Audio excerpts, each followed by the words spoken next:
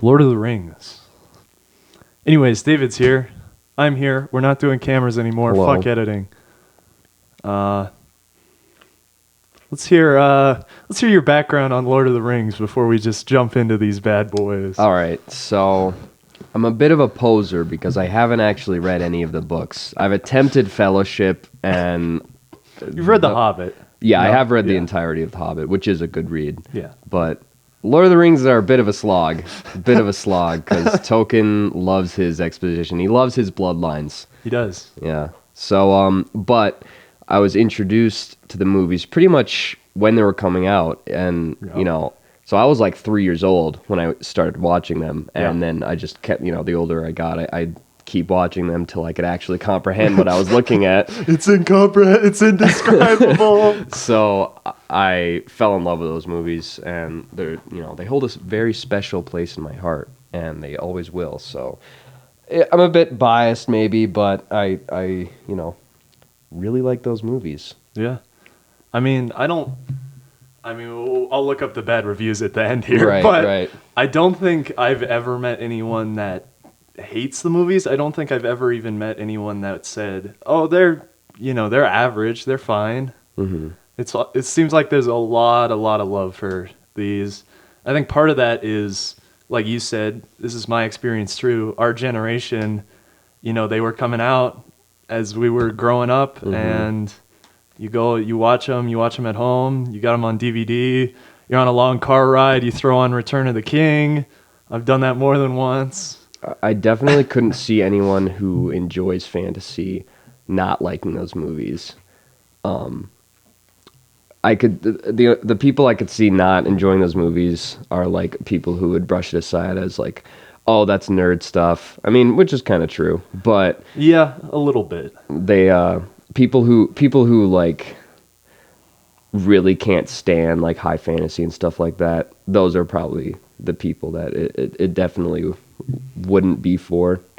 Yeah, but at the same time, I feel like it's so just deep in the culture. Right. That even the people that are like, oh, it's nerdy, it's dumb, I'm sure they've seen them. Yeah. Like everybody has heard about Lord of the Rings. Yeah, and I feel like almost everyone has probably seen them. Yeah. Or seen it through meme osmosis. Absolutely. Because there are a lot of memes in these movies. Oh, yeah. As you know, I reread the books fairly recently. I like them. I'm a big fan. Big high fantasy guy. Lord of the Rings is probably my least favorite high fantasy story. Yeah. So I've heard. I mean, I won't like. But here's the thing, right? It's so hard to say that because every other story just takes from Lord of the Rings. Right. So it's like, yeah, I might like it better, but would it even be a thing without Lord of the Rings? You have to give respect to Tolkien as sort of the father of high fantasy. And, and we've talked about this. I think The Hobbit is a better book than all the Lord of the Rings books. I haven't even finished all the Lord of the Rings books, and I would probably already agree. Great. Got it. Good. Got it cut. So, I guess we'll just jump in, go through them like we did with Good, Bad, and the Ugly, and do it better. Because we're professionals. No, I think we should just jump around all over the place. No order. So in the third movie, so Fellowship. I know you refuse to pick a favorite of the third. I really do refuse because I grew up with all of them at once, basically. I just think they're all so great. There's just things I love about all of them that like can't lead me to choose. Yeah, I mean, that's fair. I think Fellowship is a film I would say is a favorite of mine, which I would not say for the other two.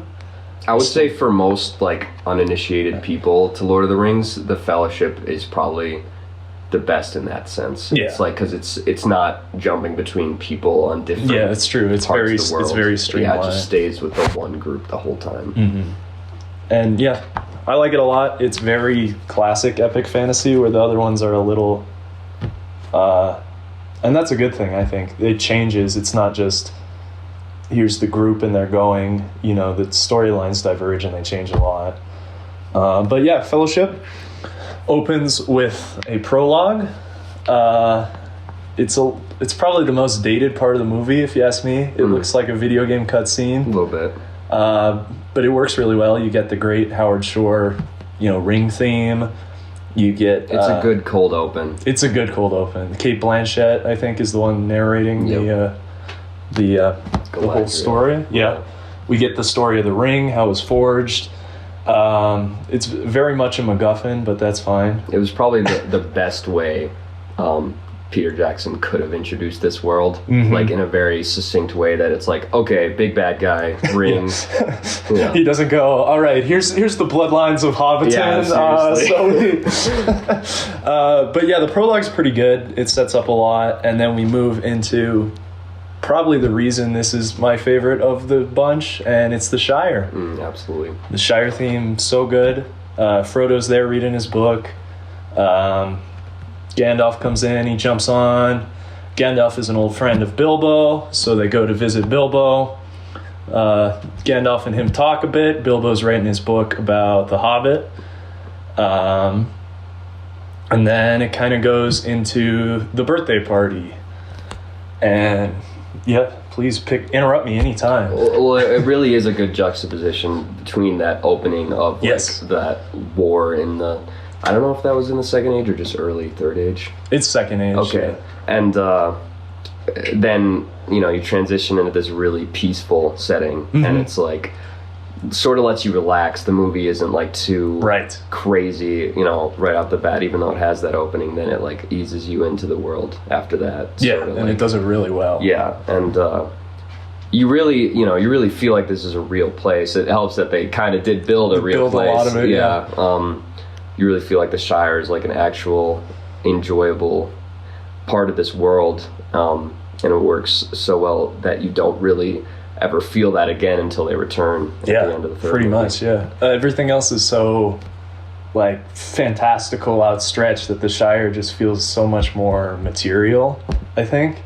And I think they do a great job with all the locations feeling very real, but there's just something about that Shire vibe, the Hobbiton vibe. And I gotta say, I'm actually glad with a lot of Peter Jackson's changes to the books, and one of them being that the Shire was left untouched. Yeah. Because it does make it this sort of isolated, perfect state.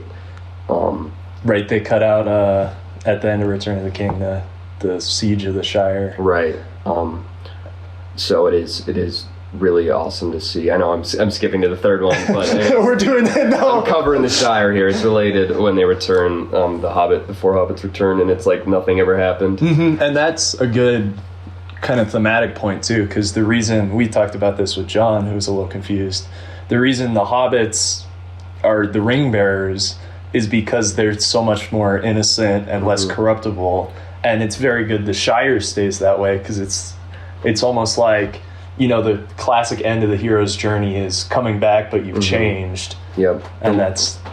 Yeah. The way I see it is the ring especially feeds on your ambition, corrupts your ambitions, and it's like the more ambitious you are, the more, easy it is to corrupt you. So it's like that's why man is so easily corruptible. Exactly. But hobbits, they're not very ambitious. Yeah. They just like their farms, their gardens, and their parties. And it's like... That's it. And we get that in the intro too, because Galadriel says 9 given to men who value power above all else. So it already sets them up as being kind of antagonists. Yeah, and I forget the last line of her narration there before it goes to the Shire. Doesn't she say something about how hobbits, the smallest people, shape the future of the world? Will shape the future, yeah. And then we get the party, which is great.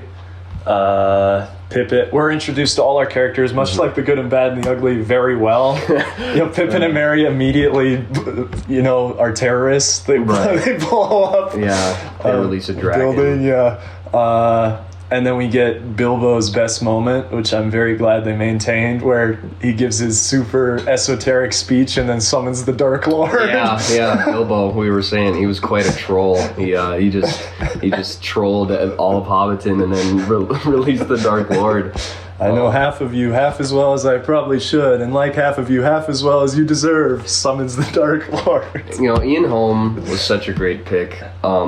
growing up, I didn't actually like him as Bilbo very much because as a young kid I saw him as like a grumpy old man. Yeah. But that's kind of what he is. Like by the end of after the Hobbit and by the Fellowship, he is just kind of this like he's sick of Hobbiton, because he's already sick of everyone. He's experienced something greater than the Shire. And that's something in my notes here, which I'll read at the end, because for the first two, they're just unintelligible. But I wrote, casting is probably some of the best, because I think everyone fits so well. Gandalf as, I couldn't fucking tell you who it is at the moment, but... Ian McKellen. Yeah, there you go. I was going to say Professor X. So good. Christopher Lee as Saruman. Absolutely perfect. I think all the hobbits are very well cast. And Viggo Mortensen wasn't even like supposed to be he wasn't even the first pick. He oh really? The first pick. I don't know who the first pick for Aragorn was, but he like it fell through and he couldn't do it. So Viggo just like flew out to New Zealand like on very short notice to be the new Aragorn, and that worked out obviously really well. And then Elijah Wood, his casting interview, it was through video. He sent video to Peter Jackson. It wasn't even an in-person thing. And but he went full out and like had a full-on Hobbit get up, and he ran around in the woods and said some lines from the book, and Peter Jackson was like, all right, I like it. Get him in. Yeah. you got Elijah Wood, bring him in. Yeah, exactly. The only one I have problems with, and I've never had this before, it was just this time, is Orlando Bloom. Yeah. I don't like him all that much. I don't think he has enough charisma for the part. I think he's definitely like, he's probably the corniest character. Yeah. He's definitely without the corniest, but like the whole movie is it's sillier than you might expect, and it's a little almost cheesy at times, but it always pulls it off, and I feel like he's the only one who doesn't get that and like isn't pulling it off. Well, the way I see it in the books, I know Tolkien like shows off how much more perfect the elves are than everyone else, like even more than Jackson does. Because I mean, there's little things in the movie like when they're going through the, I know I'm skipping, but they're going through the pass of Moria. No, the one prior, the mountaintop. Oh, just the mountain pass, yeah. Yeah, they're trying to go through the mountain pass, and they're all like shuffling through the snow, but then Legolas is just walking perfectly on top of it because he's an elf, and he never misses, and he's like, so it's like, yeah, it is corny, but it is still kind of lore accurate because elves are perfect. I don't think it's terrible, and in fact, I don't have a problem with any of the other elves. It's just like it's just Orlando. Yeah. But it doesn't ruin the movie or anything. I think he's also very much there to be like the pretty boy for fangirls. Yeah, a little bit. And then we go, after Bilbo disappears with his ring on, we go to his house. Gandalf goes, what are you doing? Give me that. Yeah. I'm not trying to help you. I'm trying to steal from you. That's probably the first time, other than like the opening exposition scene, that like we get to see the impact of the ring on our characters. Yeah, because we get so many great lines here. I've read them in my notes because I always found them so funny. At the end of his speech, just his delivery of "I'm going now," it's so on point. The meme of "After all, why shouldn't I keep it?" It's so good. It's very iconic. And I think like you said, Ian Holm is so perfectly cast as Bilbo. That first movie is probably the most iconic too, actually, with all its dialogue and its performances. It's probably the most iconic. It probably is, yeah. But Gandalf says, they talked about him leaving. He says, you got to leave it all to Frodo, even the ring. He kind of agrees and leaves. Frodo comes in. Gandalf's like, hide this ring, I gotta go do some research. Yeah. Which in the book, took like years? Yeah, because he leaves twice, and I think it's 11 and 17, if I remember right. So goodness. 30 years pass before the story of the book starts. Yeah. In the movie, it's cut a little shorter. We see Gandalf ride to Minas Tirith. We see the Nazguls come out of the City of the Dead, start riding. Gandalf sees Mordor is more active now. Yep. He does his research in Minas Tirith, reads Isildur's account, goes, oh shoot, rides back because he reads about it being put in the fire. We get a really great sequence where the Nazgul is riding through the Shire, and he's like, Baggins, Ring Shire. Yeah, I love the ring race in that first movie so much. They definitely make them like out to be a pretty at least in the first half, that a serious threat. Yeah, and I think they're a whole lot scarier. Like, that scene is very tense and eerie, and you can tell from the guy in the Shire, he's like, no, they live in Hobbiton, no, they're not here. Yeah, just by their presence, they sort of exude this, like, dark energy, you know, and the scene where... Actually, we'll get to that later. Settle down. So then Gandalf comes back. He's like, Frodo, we gotta go. You're in trouble. Right. And he kind of lays out the journey for him. He tells him he'll meet him in Bree. It turns out Sam is listening from outside the bushes. He gets a bit of a yelling at. And then they set out. And Gandalf goes and rides somewhere else, which happens to be Isengard. Right. And we get probably the two best actors in the movie kind of hamming it up a little bit. Yeah, it's, Christopher Lee told Ian McKellen the first time they met that he's like, Christopher Lee said, I always thought that I should play Gandalf. But it worked out. It works really well, yeah. And because Christopher Lee's always kind of the villain. Yeah. And he shows him the Palantir, and Gandalf goes, something's not going right here. I gotta go. Right. We get the awesome wizard battle with the just flipping camera. Yeah, everyone always thinks when it pans to Gandalf spinning in place. It is goofy. Everyone always laughs when they first see it, but growing up, like as a kid, I always thought that scene was really intense. Yeah. I think it is goofy, but then you realize how powerful Gandalf is, and the fact that he's just been taken down this easily is threatening. It sets up Saruman as a real threat. Right. And we start, I don't know, it's not quite here where we start to see his mining and stuff in Isengard, so that's a little later. Right. Then we cut back to our good hobbits, and they run into Merry and Pippin running from the farmer. In the book, this is where we get Dylan's favorite character, Tom Bombadil. Oh yeah. Wish he was in the movie. As awesome as a character as Tom Bombadil is, it's kind of a good thing. It wouldn't work now, it's kind of a good thing Jackson left him out because Jackson felt that it would have been way too confusing for viewers. For sure. And it would have been, because it would have just he's trying to set up this story about like this ring, and it's all about this ring, and it needs to be gotten rid of, and how, because it's the ultimate evil.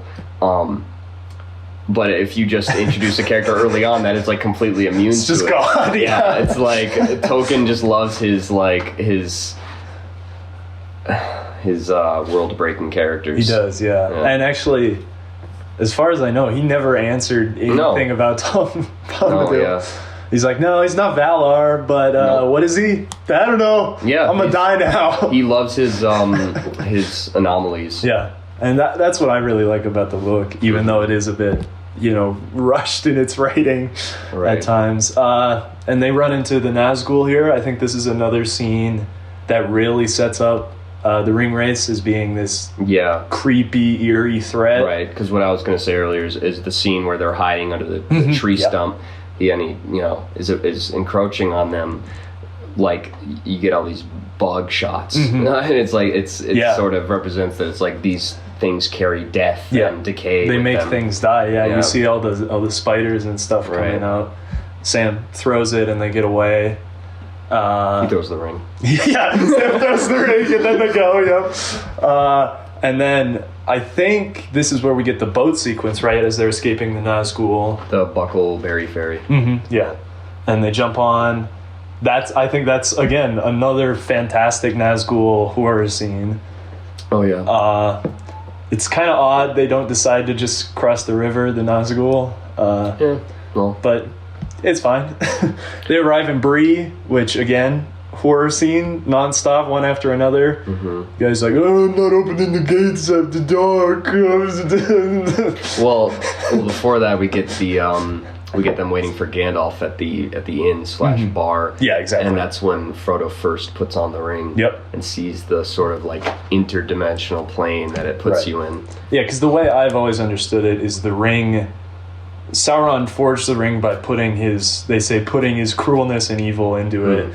And so when you put it on, Sauron is now very immaterial. So you kind of enter that spirit world he's stuck in. You're not invisible. You're like right. It's more like dimensions. Sauron with the ring. It's like he's able to exert his power on the world. But with beings that aren't Sauron with the ring, it's his power being exerted on you. Them. Yeah, exactly. And yes, then we run into Aragorn. They try and set him up as a villain for like 2 seconds. Yeah, he's spooky. He's almost Ringwraith-esque in the corner, you know, being shrouded in darkness with his dark cloak. And we get this again in the third movie. Again, I'll do what you do, is just skip forward a little bit. Yeah. But when Elrond is delivering Narsil, he's going up to their camp, he looks very much... Who is this guy? Yeah, they're like, it's a wraith! It's a wraith! They got him! But yeah, then we meet Aragorn. We find out very quickly he is on the side of the heroes. Right. We get another fantastic horror ring race scene where they stab the beds. Yeah, the fake out. I love the shot of them walking past the doorway, the innkeeper like clutching himself, and the way that they're just walking past holding their blades. Very good. Very ominous. And then they make it out. And they start traveling with Aragorn. He said he's going to lead them to where they need to go, which is eventually, Rivendell. But we're not quite going there yet. Yeah, we get to Weathertop. Exactly. So we get traveling Pippin. It's Pippin, right? Who gives us our what about 11 series? Right. Luncheon. Yeah. Second breakfast. Yeah. Which is, again, like you were talking about, this movie is just iconic after iconic, I think. Yeah, after Frodo has been carrying the ring only for, what we can assume is like a couple of weeks or so, and then puts it on for that first time, the other hobbits are still very simple. They only care about their lunch, dinner, second breakfast, luncheon, all that. But then Frodo is starting to feel the weight of everything. Yeah. And it's like even worse when he gets stabbed by the Morgul blade on Weathertop. Exactly. Which never heals. Right. And that's where we go now. Again, they're very capricious. They set their fire, they're cooking, having fun. And then here come the ring wraiths. Yep. We go into this great battle on Weathertop. Frodo gets stabbed by the Witch King. And it's kind of... That's kind of one of the more confusing parts for like lay people to Lord of the Rings. It's like it's a magic blade or whatever. But Aragorn has this, or Arwen later has this throwaway line where it's like he'll become a wraith like them soon. Right. And it's like that's the one part of this movie plot wise that has always been like, what? Yeah. I don't have Tolkien's exact like interpretation of this from the book, but the way I see it is just it's a magic blade, and it's gonna like put him in this state between like life and death, like the wraith. It adds another threat. It'll put him like on the side of Sauron, basically. And it's like the ring, right? Let's say those blades are forged in Mordor. Let's say they have the evil imbued in them, the hatred. Right. So it'll like all the elven blades have their own magic. It's like for good. Exactly. Yeah, because that's something we see with Sting as it glows blue. And the reason is not because fight the ghosts. It's not because it's a magic blade, and Tolkien lays this out in the books. It's because in the olden days, the craftsmen had so much passion that they like put their spirit into weapons, and the elves obviously hate orcs, hate goblins, and that's why it glows blue. And all that stuff. Yep. It's like the ring, essentially. Yeah. So then they get stabbed. Frodo's not doing so well. We get another throwaway line where Aragorn's like, "Oh, you know this root? You gotta go get this root, mate." King's foil. That's a weed. It's like almost hard to even like the way Sean Astin reads that line. It's almost hard to understand what he said. You're like, what are you talking about? Then Arwen shows up. There's a exchange there. We see our characters have some history. Oh yeah. She says, "I'll take Frodo. He needs healing from the elves. Let's go to Rivendell." And again, it's a little silly, but I think this is another great ring race scene. as they're just right next to her and reaching for Frodo, and then she's like, "Go!" Well, she was speaking Elvish there, and it's like, I wonder what she was saying. Like, I wonder if it's like some sort of Elvish prayer or magic or something. Yeah, possible. Yeah. And then she gets to Rivendell, sends the magic flood against the Ringwraiths, and Rivendell's just another fantastic location. Oh, absolutely. On point with the Shire. Yep. Honestly, it looks so good. It's another good break point in between, just like how later on Galadriel's palaces as well, but it's like Rivendell after that, very stressful, all the stressful moments with being chased by wraiths and stabbed and all that. Rivendell is like a very nice respite. Yeah. So we heal Frodo. Gandalf shows up. He's been picked up by eagles off of the Isengard Tower. Everyone kind of reunites. There's a happy ceremony. We get Aragorn reuniting with Arwen in one of the weakest parts of the movie, if you ask me. Yeah. It's a little... It's fine, but we get to see the shards of Narsil. We're introduced. Boromir's like, we get the cool introduction shots to all of them who will later become the Fellowship. Gimli, Legolas, Boromir. Yep. We get Bilbo meeting with Frodo. His another troll moment where he jump scares Frodo. Big trolled Frodo. And then he gives him the Mithril and the Sting. And once again, he doesn't say it, but he goes, "I'll be going now."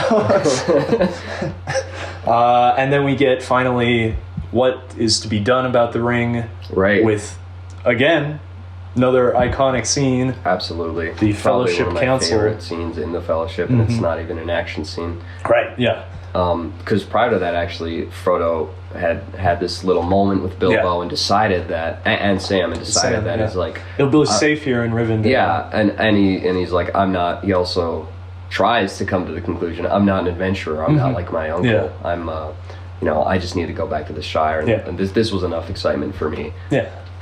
And what is it? He's in store for a little more adventure.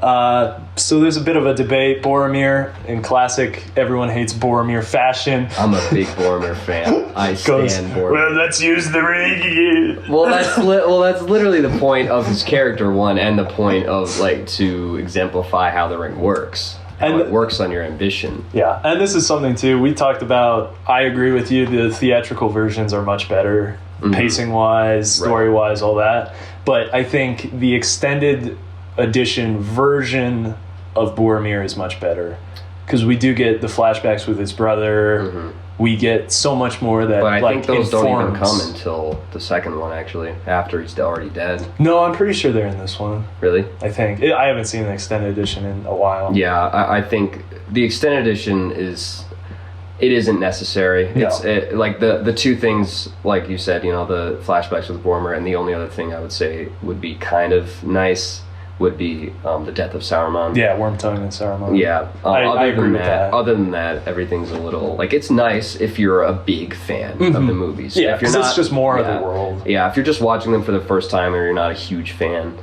the theatrical cut is totally fine. Yeah. And I think it is better in terms of pacing and everything. Yeah. We get a lot of problems with pacing in the extended cut for Two Towers, in my opinion, at the end. There's too much. Yeah, one of my personal little things I like in it that the extended added in the Fellowship was they made the fight with Lurtz just a little bit longer. Yeah, he doesn't just die instantly. Yeah. They introduced again, it's not super important. They introduced the cool guy, and then they're like, "Yeah, he's dead. Whatever." Yeah. So then we get the Fellowship meeting. Elrond says, "No, Boromir, you're dumb and everyone hates you. We gotta destroy the ring." He tells his, he tells it to Gandalf before, but he tells his story of Isildur and how he refused to throw the ring in, and how that's the only way to destroy it is to travel to Mordor, to Mount Doom. And actually, I didn't talk about this yet, but I think this prop design for these movies is some of the best ever. Yeah. The ring itself, it's very simple, but the way the black speech, appears around it, fantastic. And when Bilbo drops it in his home, they use magnets to make it seem heavy. And later we'll get that shot where it's giant in the foreground of the snow. Oh yeah, which is like the best in the movie. Oh, yeah. That is a really, really nice shot. And I know Tolkien made the black speech; they obviously didn't, but it just looks so good going around the band. Yep. And even like the swords and stuff, all the design is so good. It's so good. The Uruk-hai some of the most badass armor ever. Yeah. So we get you have my sword and my axe and I wonder if Frodo, after everyone's arguing and Frodo's sort of feeling the influence of the ring and it's like almost like causing all this duress as it does. There's a lot of conflict anywhere this thing goes, and Frodo having been stabbed by the Mordor blade and having had put on the ring, he's really feeling the effects of it more than everyone else. So I wonder if him stepping up was more of an act of the ring pulling him in again, or just an act of courage. I think it probably would be the ring, right? Because something a lot of people don't talk about. It is a MacGuffin to the extreme, which is fine.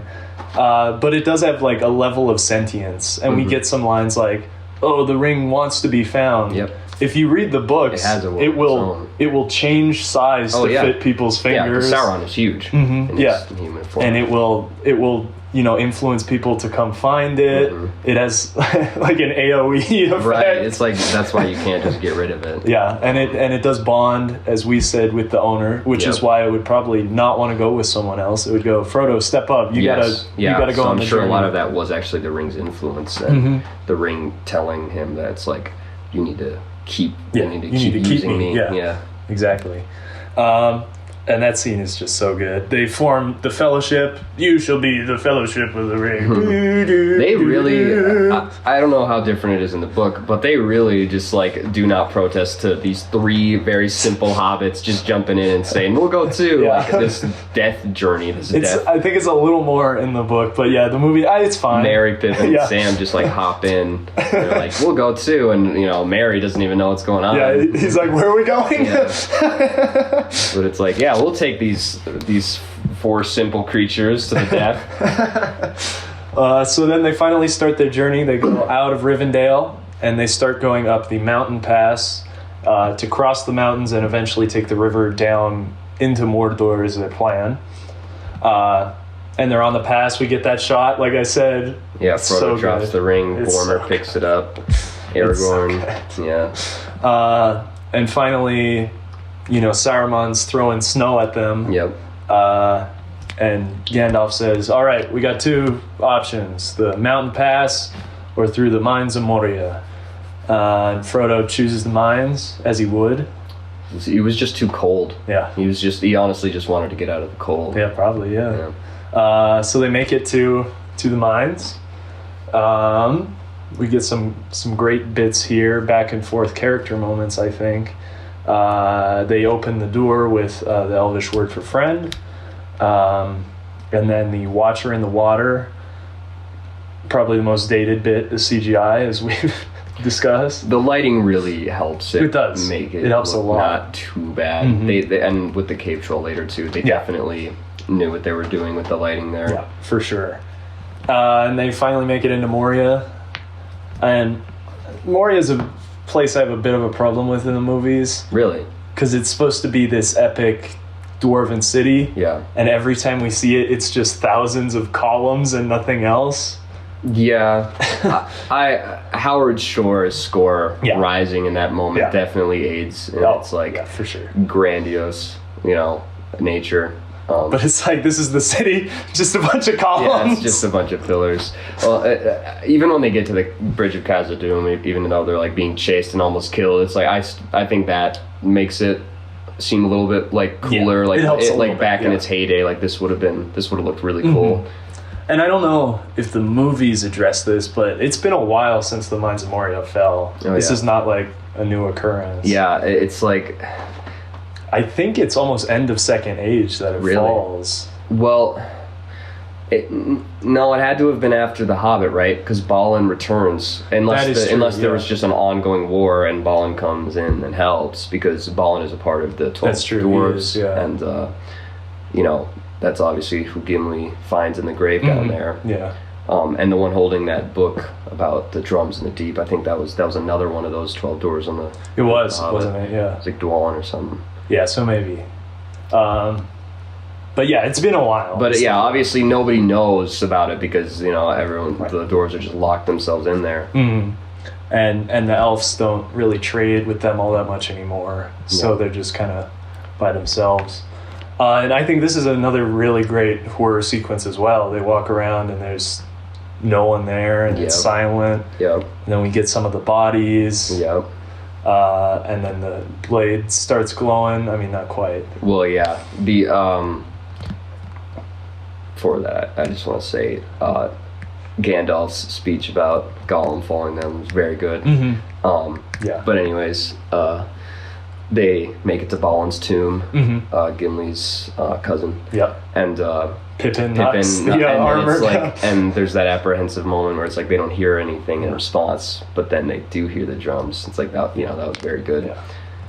And I don't know if you've seen the fantastic YouTube edit where Gandalf goes, "You fool! Why don't you throw yourself down there next time?" And he just jumps into the fucking hole. I haven't seen that one. But then, yeah, the blade starts glowing. We got orcs, we got goblins here, and the cave troll comes in. Yep. And we get, I think, what is one of the weaker fights in the movie. I don't think it's terrible, but it does move a little slower. I think the time from the troll is introduced to when they kill it, I think that was pretty well choreographed. Yeah, it's definitely got some intrigue to it. And it does do a good job of setting up our fellowship, like what their skills are. We get the arrows from Legolas. We get Gimli kind of running around a little bit, doing whatever he does. Merry and Pippin hiding, but serving as a good distraction. Yeah, throwing rocks, yep. Yeah. So they kill that, make their way out, still kind Another of... Frodo death fake out. Yep. Yeah. We see something starts to scare away the orcs. It's a scary orange light.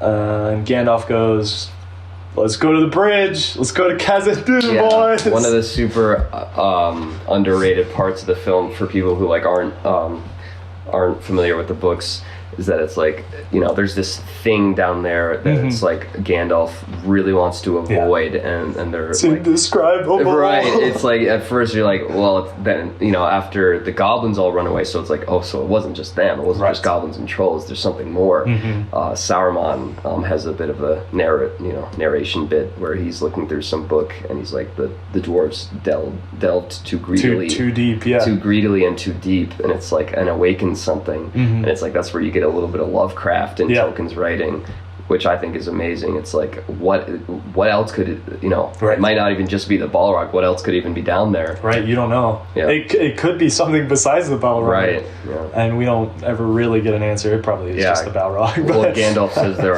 are older and Yes. more nameless things, you know, in the deeper parts of the world. Yeah. Which is, again, such a great little bit. Such a great like idea and concept. And they run a little bit. They jump over some bridges. They do that cool thing where the bridge falls. They jump and it collapses. Finally make it to Khazad-dûm. Everyone crosses. Keep it in. Except for Gandalf. And then we get what is probably not only of this movie, but the entire series, the most iconic bit. Line, absolutely. I won't even bother. Everyone knows it. Everyone knows it. Something about, you know, you can't cross. Something about this pass is closed. You're going to have to take a detour. Right. Breaks the bridge. No! Gandalf! That was a really good scream from Elijah Wood, though. It was. It really was. And it's followed by, again, probably the most iconic Another line. iconic line. Fly, you fools. Yeah, the first one definitely has the most iconic dialogue. Yeah. They make it out. There's this sequence where the camera goes around and everyone's just like frowning and depressed. And you get the very subtle detail that like Jackson never really fully explains in the movies, of where you see the Legolas's reaction and how he's sort of like steeling himself. Yeah. Because elves, they can only die by being killed or Yes. from grief. So he sort of has to like He's gotta hold it in, immediately distance himself. And that's something we do get a little bit with Arwen in like the third one. Yes. A little bit. Right. But yeah, that's great. They go down from the mountain and they enter into Lothlorien. Gimli, again, is one of the best characters. He's Really? like, oh, we'll make it through here just fine. They immediately have their arrows. The pinned on eyes them. of a hawk and the ears of a Yeah. fox. Yeah. We heard you breathing from miles away. Yeah. So they, Introduce your favorite elven character. my favorite elven character. I hate that guy so I don't much. even know his name. Okay, yeah, so Orlando Bloom pisses me off. That guy, that guy's He's the only miles one. ahead. I think he's probably the only like weak cast. I agree, think yeah. He probably would have been a better character with like a slightly different cast. I agree. But then they go into Lothlorien, and we get my actual favorite elven character, Galadriel. Yeah, she's great. What is probably my favorite sequence in this movie, where she shows him the future Yeah. in the well. He sees Boromir take the ring, or he sees. Does he see that? I He think. sees Boromir might betray him. Yeah, he sees essentially. everyone's sort of Yes. sort of turning their back Yes. on him and doubting him. And then the Shire burning Yep. if they fail. And then Sam, like, imprisoned, enslaved. And then he's like, here, take it. I gotta give up. yeah, And he we- does that a couple times. He does that, yeah. Because quite a it's few. like, because I'm sure he feels the weight of it constantly and just wants to get rid of it at certain points before he Yep. knows that he can't. And then Galadriel has her little freak out, which Yeah. is so good. Yeah, it's a so little good. confusing, A little bit, yeah. but it is. You just have to really hear her on what she says afterwards. She's like, I passed the test. yeah. So it's like, oh, okay. So she was being tempted by the ring Yeah. and didn't take it, much like Gandalf.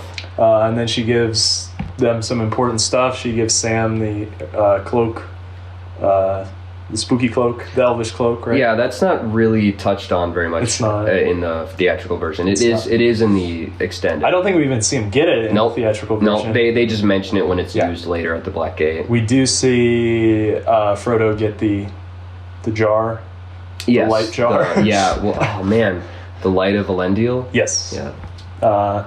And then they kind of head out. Yep. And they go down the river. I forgot which river this is. But down from Lothlorien towards Gondor, It is. essentially. Yeah. It is. It's definitely a part of Gondor. I'm sure that same river is the It one that is. attaches to Osgiliath.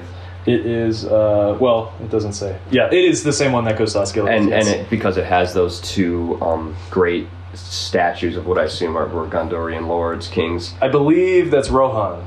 Really? I believe that's the border of Rohan. I thought those were Gondorian. Are you sure? Because I'm not sure, but I think so. Boromir and Aragorn have like a very distinct reaction to those giant statues. Maybe so. Just looking on the map, they have to go through Rohan before they hit Gondor down the river. Okay. So I just assumed it was Rohan. Okay. I don't actually know.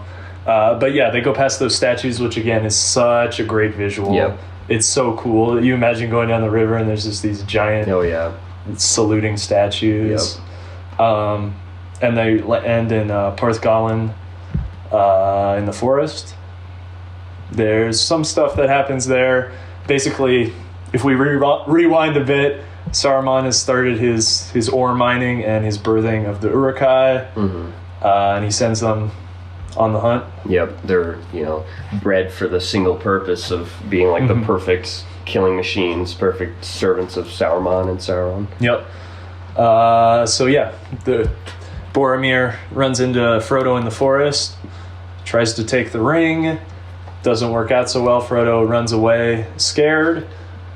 But something that's a little more so that not many people hear is, Boromir immediately regrets it after Yeah, sort he of apologizes, falls. Yeah, essentially, yeah. He's screaming, "I'm sorry" to Frodo, which Frodo probably doesn't hear as he's running away with the Right. ring on. Yeah, because it's like he finally understands that. I think his being tempted makes him realize, oh, we can't use this ring. We do just have to destroy it.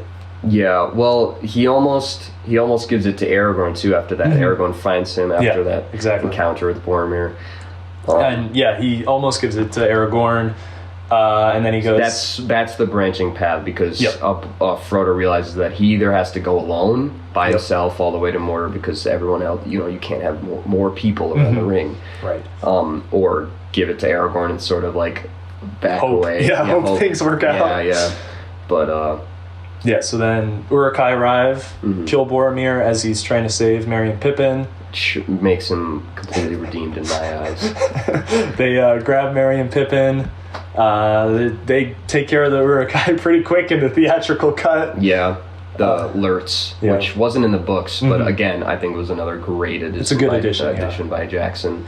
Because they don't encounter Sauron in the directly in this first movie. Yeah, and we don't actually even get to see the eye in Fellowship. Yeah, that is like we don't physically see the eye, like where it's stationed. Yes, until we don't see the second tower. one. Yeah, right. We get flashes of his eye during contact with the ring. But anyway, Lurtz serves as a good antagonist. Yeah, for he's like a tier 1 hierarchy villain. Yeah.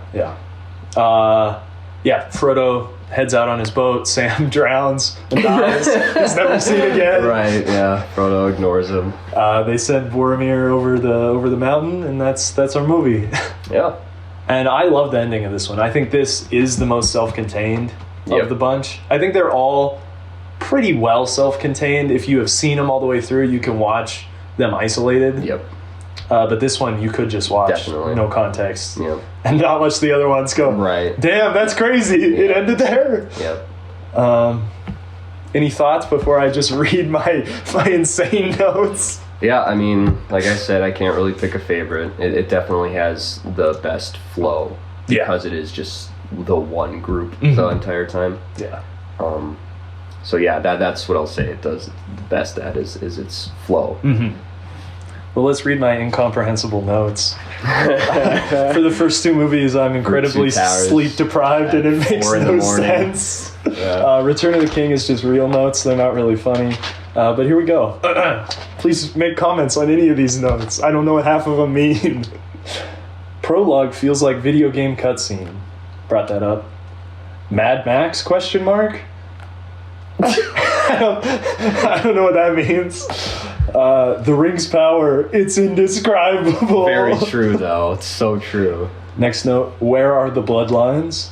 Right. Yeah. Come on, Jackson. Totally left that out. Casting is incredibly perfect. Yep. Followed by music is incredibly perfect. It really is. Followed by Gandalf is a terrorist. With the violence. This one says, what happened to Watson? I don't know what that means. I don't know what that means. Gandalf is me in everyone's house as he's walking around and just hitting his head on stuff. You're like 7 feet tall. Yeah, exactly. Everyone's so short. Bilbo's writing the Chronicles of Narnia and joining the Church of England. Glad they maintained Bilbo's speech. Yep. I'm going now. Elvis is so fucking cool. Elvis. I don't know what that means. Elvis. The Ring is the Amazon Alexa. Okay. This movie has a breakneck pace, which is something I do think it works really well. But if you stop and notice, it's paced so quickly. It is, that you can get a little lost. Right. Which is the only problem I have. It is paced quickly, but it's almost like necessary. It's almost necessary. Yeah, absolutely. We got the bloodlines. Yes. Followed by conservatives be like. Again, I don't know the context for that. Something about this, probably when Saruman was like destroying the trees. Oh, in yeah. Isengard. You're right. Yeah. Are the mountains in New Zealand too? Just a genuine question. Yeah. Elaborate on that, Isildur. No. The Watcher is indescribable. I'm losing my mind. The world would be better without Boromir stands. Well, Merry and Pippin probably would have died. Yeah, good. Followed by the last note from this movie. Again, no context. Kiss. Aragorn and Boromir. Aragorn and Boromir as he's dying. Yeah. That's it. I mean, they did. I mean, Aragorn kissed him. I mean, yeah, they made out, yeah. That's in the extended cut, yeah. Great death scene. It is a very good death scene, yes. Thoughts on just Fellowship as a whole? Well, like I said, I think it flows the best. Yeah. It has the most iconic lines. And visuals, I'd say. Yeah. That's pretty much it. I think out of all the extended editions, it probably has like the best I think so extended too. version. Yes. Lurtz is a little longer. You get Gollum again, still established that he's following them even after Moria. Yeah, which is important for the start of this next movie. It is. Yeah. And what else? I just think this is the one where I would say this is a favorite film of mine. It's not, the other two I love a lot, and I grew up with them, and I'm super nostalgic for them, but this is the one where I'd be like, yeah, this is one of my favorite films. Yeah. And It as a like standalone film, it probably is better like as a movie. Yeah. And funny enough, I think this is the one I've seen the least. Because I think I've probably watched through the whole thing, extended, normal, maybe 5 times. And then I think I've seen Two Towers maybe once on its own. And I've seen Return of the King probably like 7 times on its own. I can't even tell you how many times I've watched these movies. Because I used to always take it on road trips. I would just watch Return of the King on loop. But yeah, it's close, but I think this is the one by far is my favorite. It's got all my favorite moments. But it is a little rough around the edges, I think. It's like Star Wars. People always say Empire is better. As a movie, yeah, probably. I think Return of the King, Two Towers are probably better. But this one just hits so well, even though it's a little rough. But let's get into the worst film ever made, The Two Towers. For sure. No, I love The Two Towers. I like The Two Towers quite a bit. I think it is the worst of the 3. That's okay. But that's not saying a lot, because it's still great. Right. It is really great. Yeah, I would argue that The Two Towers still works really well on its own. Yes, I think it's an incredibly even with the pretext of the first one. I think somebody who hasn't seen any of them could still watch The Two Towers, and if they're paying attention, they would still get it. Yes, I would agree. And that's almost part of this. Not so much for the third one. That would be a little confusing to jump in on. I don't know. It depends. Okay. I think it depends. But I think the least amount you could jump in on that one. Yeah. But speaking of which, this one starts with a little bit of a recap. It starts with "You Shall Not Pass" on Khazad-dûn. Gandalf falling. Gandalf's fouling his rifle.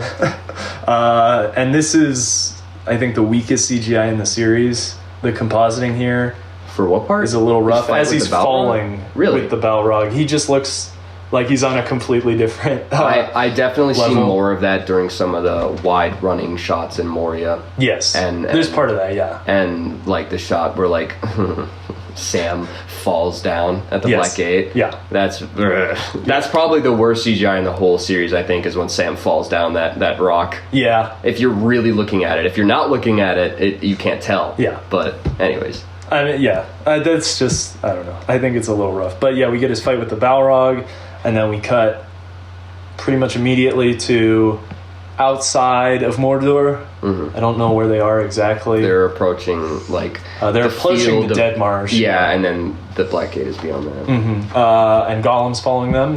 They trick him, pull him down, give him a little slap around. Yeah, that's the first real introduction to Gollum. Yes, as a character, like instead of just this being that's following them, you get to see Andy Serkis's performance up close and personal, and I think he is probably the best cast of the entire series, and he probably has the best perperformance out of anyone. Yeah, because he has the toughest performance to do. Everyone else is like, your typical hero or villain, or simple folk. And his is such a complex purpose. Plus, it's under this level of CGI, and he has to get things across. Lot of expressive. He does a great job. It's so good. And that's one reason why Gollum, I think, is probably one of the best characters in the series. Is part of it is the performance. But yeah, and this is one of the problems I have. I understand Frodo sympathizes with Gollum because he knows what it's like to carry the ring. I understand the ring probably pushes him to side with Gollum. Yeah. But it's like, look at this guy. You're gonna trust this guy over Sam? What the fuck? You've known Sam forever. The way I see it is, now that Frodo's like been really bogged down by the ring, the way I see it is he's in the back of his mind, he's thinking, I think what he's actually most scared of is becoming Gollum. Yeah. He can see himself becoming Gollum. Gollum used to be a hobbit, and now look what the ring did to him. And Frodo's like, what if that's going to happen to me? I have to like give him the benefit of the doubt, because maybe he could come back. Yeah. Right, and it's like, that means that maybe I won't be lost. And I do understand that, but again, jumping forward, something Peter Jackson added is that conflict as he's throwing the bread out. He's like, Sam ate it. At that point, I was like, why would you trust Gollum? Like, look at this guy. By the third movie, by the like middle or 1/3 of the third movie, I can understand, like, at that point why Frodo would just completely discard Sam. Prior, if it was like the second one, I wouldn't have seen. Well, and he is very much under the influence of the ring. Yeah. So I'll let it slide. Whatever. Fine. We jump to Aragorn, Legolas, Gimli chasing after the Uruk-hai, and they run into Éomer and his riders. I think this is before Éomer gets exiled from Edoras. Think so? It doesn't happen in the book, so I'm trying to remember. He never gets exiled. Really? No. Another interesting addition by Jackson. Yeah, and I think that works well because it sets up this kind of internal conflict. Yeah, this like what's the problem with this country? Yeah, and it reinforces at the end, Gandalf, instead of showing up with some random soldier who has a bunch of people, he shows up with Éomer. And it's like, yeah, it's like Rohan, although a smaller and like possibly weaker country than Gondor, it's sort of shows how it's actually like a succeeded version of Gondor. Yeah. Even though they're smaller, it succeeds Gondor in reestablishing its hierarchy and its power among its people. Being the orcs. Right, because with Denethor, he's just a failed ruler. Yeah, he's not even poisoned. He's just a dick. He's just a failed ruler, and Theoden does return to power. And even in this one, Helm's Deep, they defeat the orcs. They defeat Sauron's armies. In the next one, they're pretty pivotal to defeating on the fields, Palin fields. But we'll get there. As they're chasing the Uruk-hai, we get into Fangorn Forest, and they run into Gandalf. It's like, is it Saruman? Is it Saruman? I think they really did use both of their voices. They did. They fade back and forth, yeah. And in the book, that's kind of how it is. There's like a figure wandering around, and they're like, Gandalf. Is it Saruman? I think it's a little sillier in the movie. Like, come on, Gandalf, just come out. Well, he actually forgets himself. Yeah, he does. And actually, that's one of the best parts of this movie in my mind, is when he describes his journey. Oh, it's so indescribable. And I think it's even more doubly incredible when he talks about it to Pippin as they assume they're about to die. Yeah. And what is it? Silver pastures, silver fields, silver lakes, fields, right? Something like that. Yeah. It's so great, I don't remember. It's so indescribable. Yeah. But yeah, that sequence of him like going through the cosmos after he battles the Balrog atop the tower, from the darkest dungeon to the highest peak. Yeah, it's so good. It's fantastic. And from there we go to Edoras. Gandalf accompanies them. Edoras and Minas Tirith and the Shire are probably my 3 favorite places from this.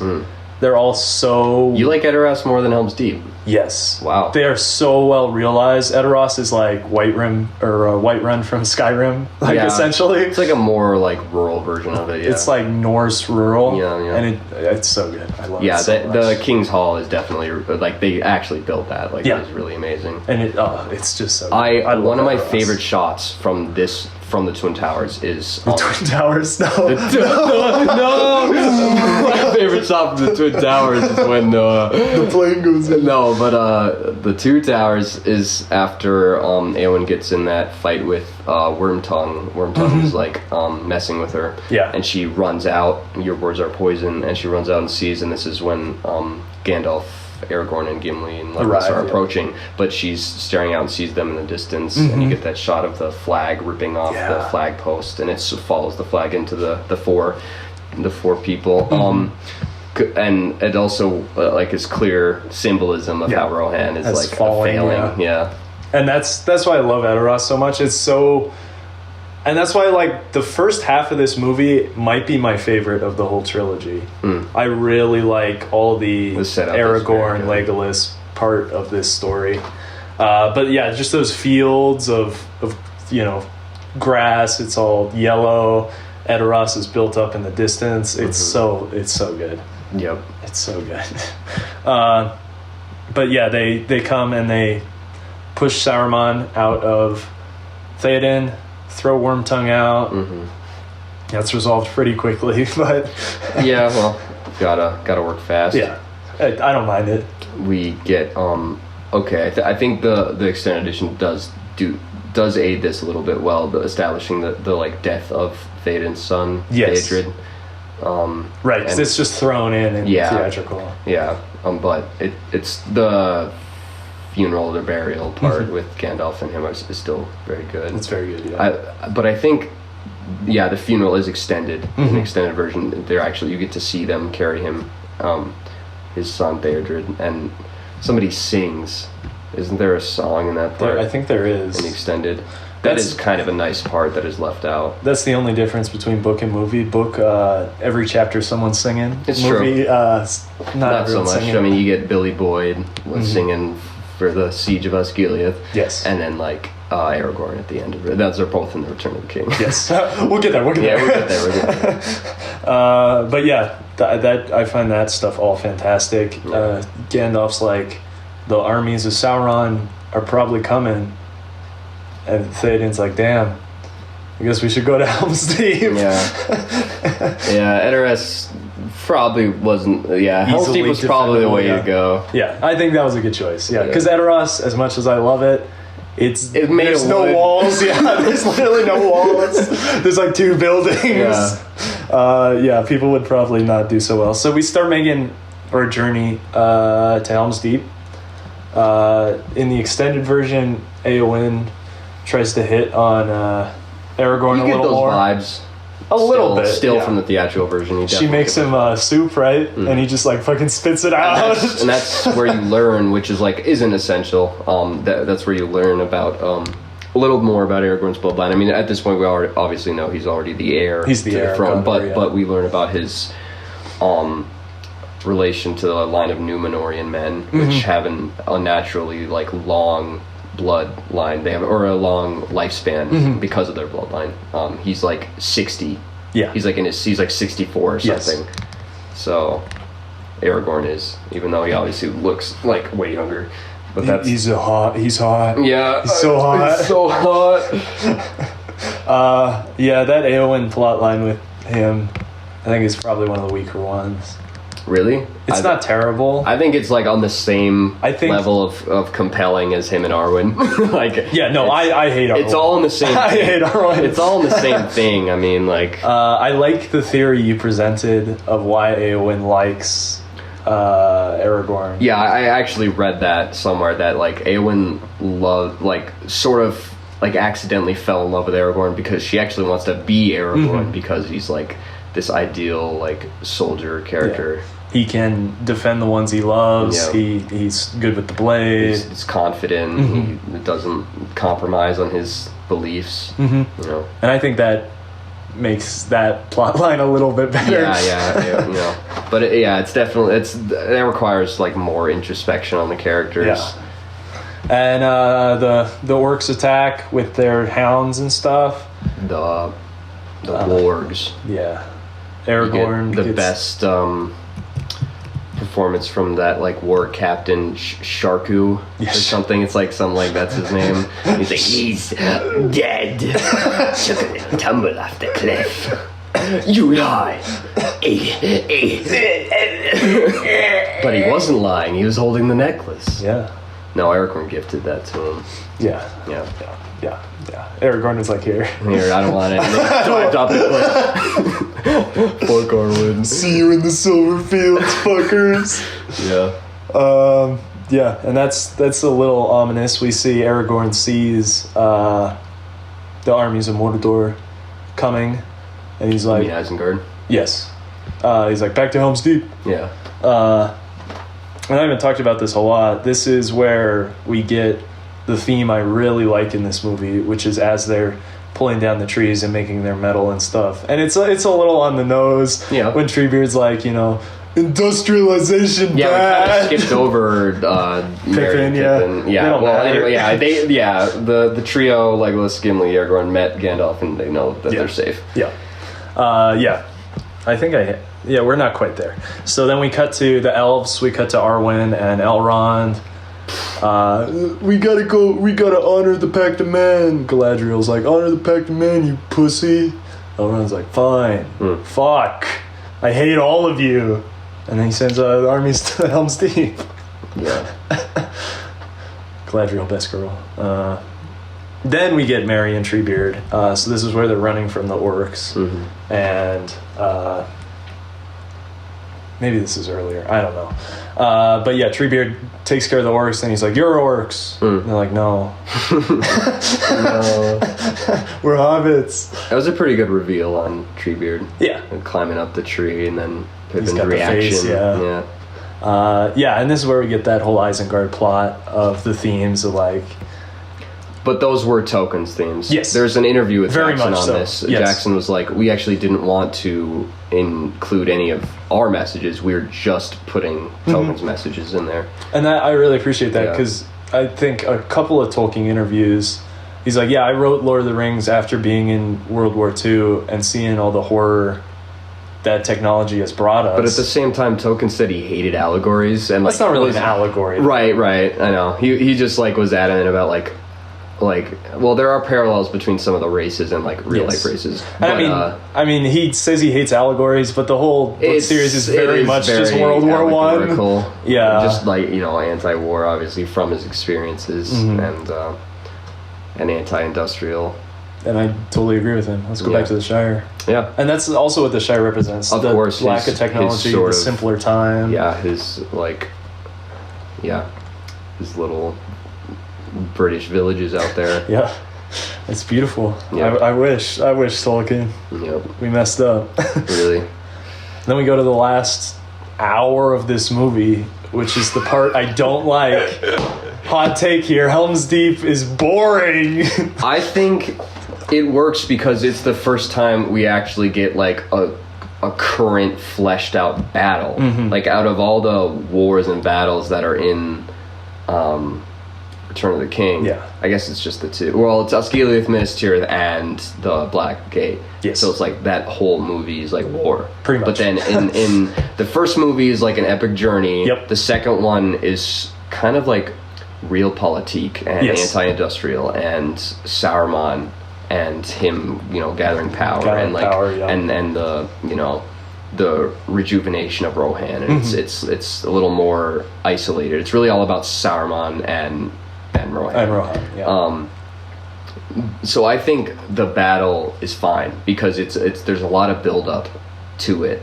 And, I don't think it's terrible. It's just by this point, this is the one movie I think has not as good as pacing. Because by the time I get there, I'm like, fuck, how long is this movie? This feels so much longer than all the other ones, even though... This is the shortest movie. Really? Yeah. I guess the pacing does make it feel like it runs a little long at times. And part of that, we didn't talk about Frodo quite running into Faramir yet. Mm-hmm. But part of that, they added the whole them going to Osgiliath, which I'm not terribly upset with them adding that, but I feel it really adds to this oh my god, when will this movie end? Yeah, the whole purpose of that was definitely setting up a little glimpse of Gondor, and then mostly just establishing Faramir. Exactly, yeah, and him understanding more than his brother did because he sees Frodo go up to the Wraith. But he didn't understand until that moment, much like Boromir. So I think he's very a lot like Boromir. Being that they're brothers, maybe he caught on a little quicker than Boromir. Yeah. But then again, Faramir is kind of bogged down by the disapproval of his father. Yes. So it's like Boromir had more ambition to be used Yes. by the power of the ring. And that's the one reason I'm fine with them adding the Osgiliath thing, is because I think Sam's speech at the end is very good. Yeah, it even like it's good that they showed. We're skipping, but it's good that it's fine. It's the shortest movie. Yeah. Skip around all you want. They show Andy Serkis Gollum's reaction to the speech, and even you can tell Even he is like a little understands. moved. Yeah. And no, that's I really like that bit. I think Osgiliath Really establishes Sam as like an MVP. I know, because that's something interesting too. Is we were watching with John these first two, and he didn't really get Sam, and I kind of realized the reason everyone likes Sam is more or less Return of the King. That's where he comes in, and he's like, let's get shit done. It's three things, and it's all at the end of all the movies. The end of Fellowship when he joins Frodo, him, the end of the Two Towers where he gives his speech, and then the end of where he like really is the only reason he is the ring bearer. He's the reason Frodo was able to make it.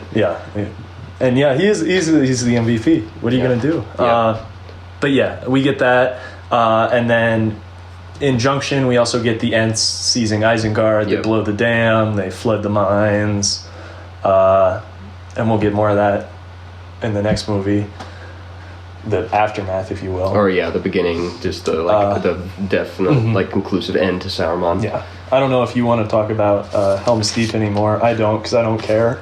I really like Helm's Deep. Okay, the setup of the entire army approaching them and stopping, and like just the tension, the apprehension to when that first arrow is accidentally loosed by that old man.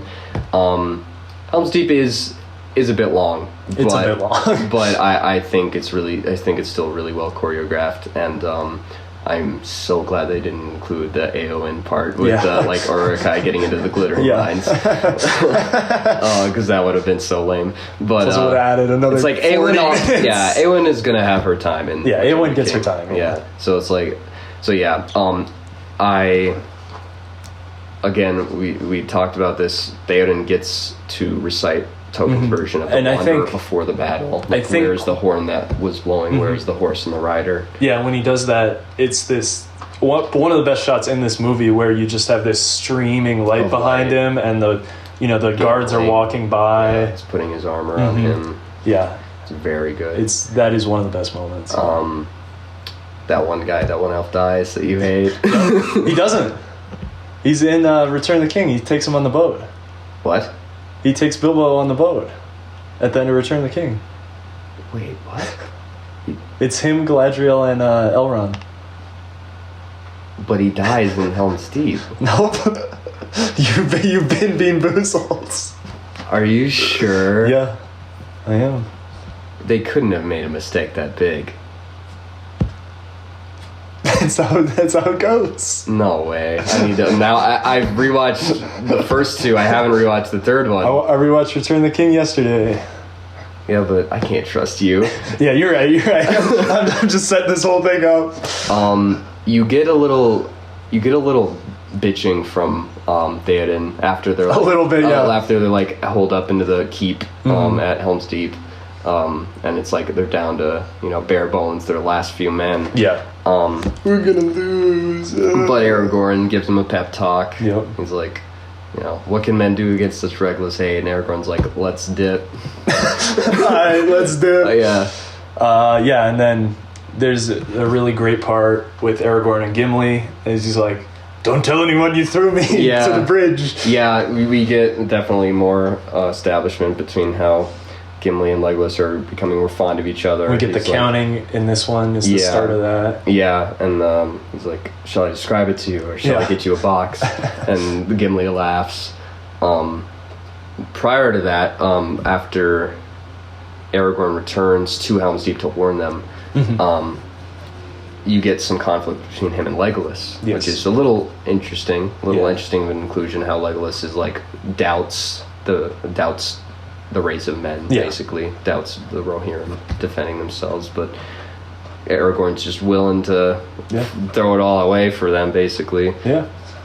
I mean, they're the better kingdom. Yeah, really. It seems like it, I guess. And then, Gandalf shows up at the end with Éomer and his band of merry men. Yeah, really.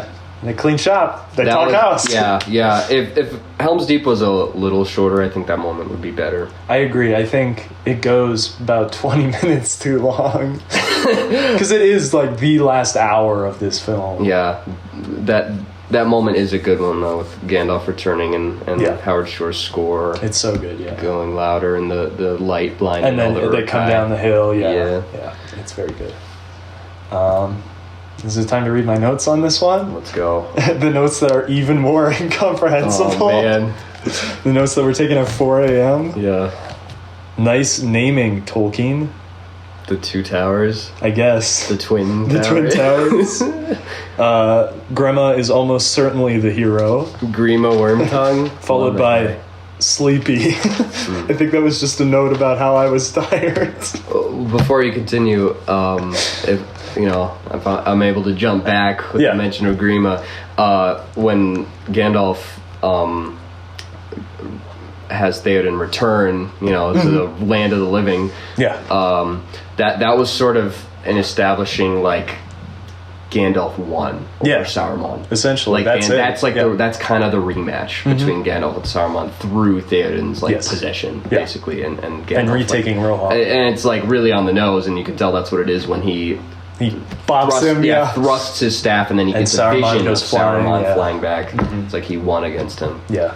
And we get a couple more, in the extended version, we get more between Grima and Saruman, which I think might have helped the theatrical. Yeah. Because they don't feel hugely related. Grima is kind of an underrated, interesting character. I think so, yeah. Next note, the orcs have caught the Australians.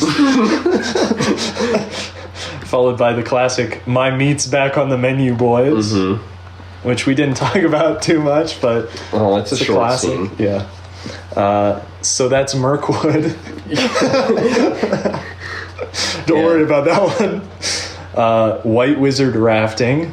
This is where they become entirely incomprehensible. White Wizard rafting. Gollum, more like got him. Followed by it's indescribable. We missed some good Gollum scenes with the trip to Osgiliath. Yeah, because they fall. There's the Dead Marsh scene, which I think is very good. Gollum Frodo saves him. We get a little short reintroduction to the Nine on their worms, their giant dragons. Yeah. Yep. Which have a name, but I don't remember. Wyverns. What is it? I don't know. They're not remember. Like they're not dragons because they don't have 4 legs. Well, they are wyverns. I don't, but they have a specific like a token name. Yeah, who remembers? Next, Orlando Bloom, more like Orlando Boomer. Gandalf journey. It's so indescribable. I'm losing my mind. Wormtongue is a real human being. Mm-hmm. Children really caught the attention of Sauron's ear. They have women and children with them.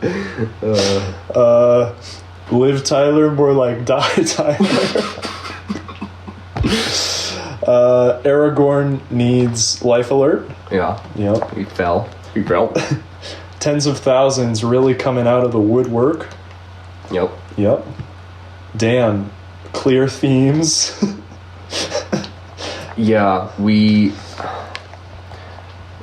when do we first get the Gollum, he's split, but he's starting to split between himself and Smeagol. Yeah. When Frodo reminds him of Smeagol, that's who he used to be. Yeah. So that's when this rift starts, and he thinks he overcomes it until he gets captured by. And Frodo kind of sells him short. Yeah, he thinks Frodo betrays him by having the Rangers take him.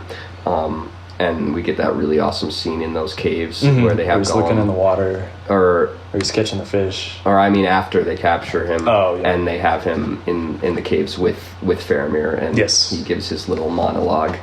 Mm-hmm. Yeah, and it's very good. Screams. Yeah. Next, Evanescence music video. That's when the dream sequence with Liv Tyler. Yeah. And Frodo isn't in the book. This is where they become just completely incomprehensible.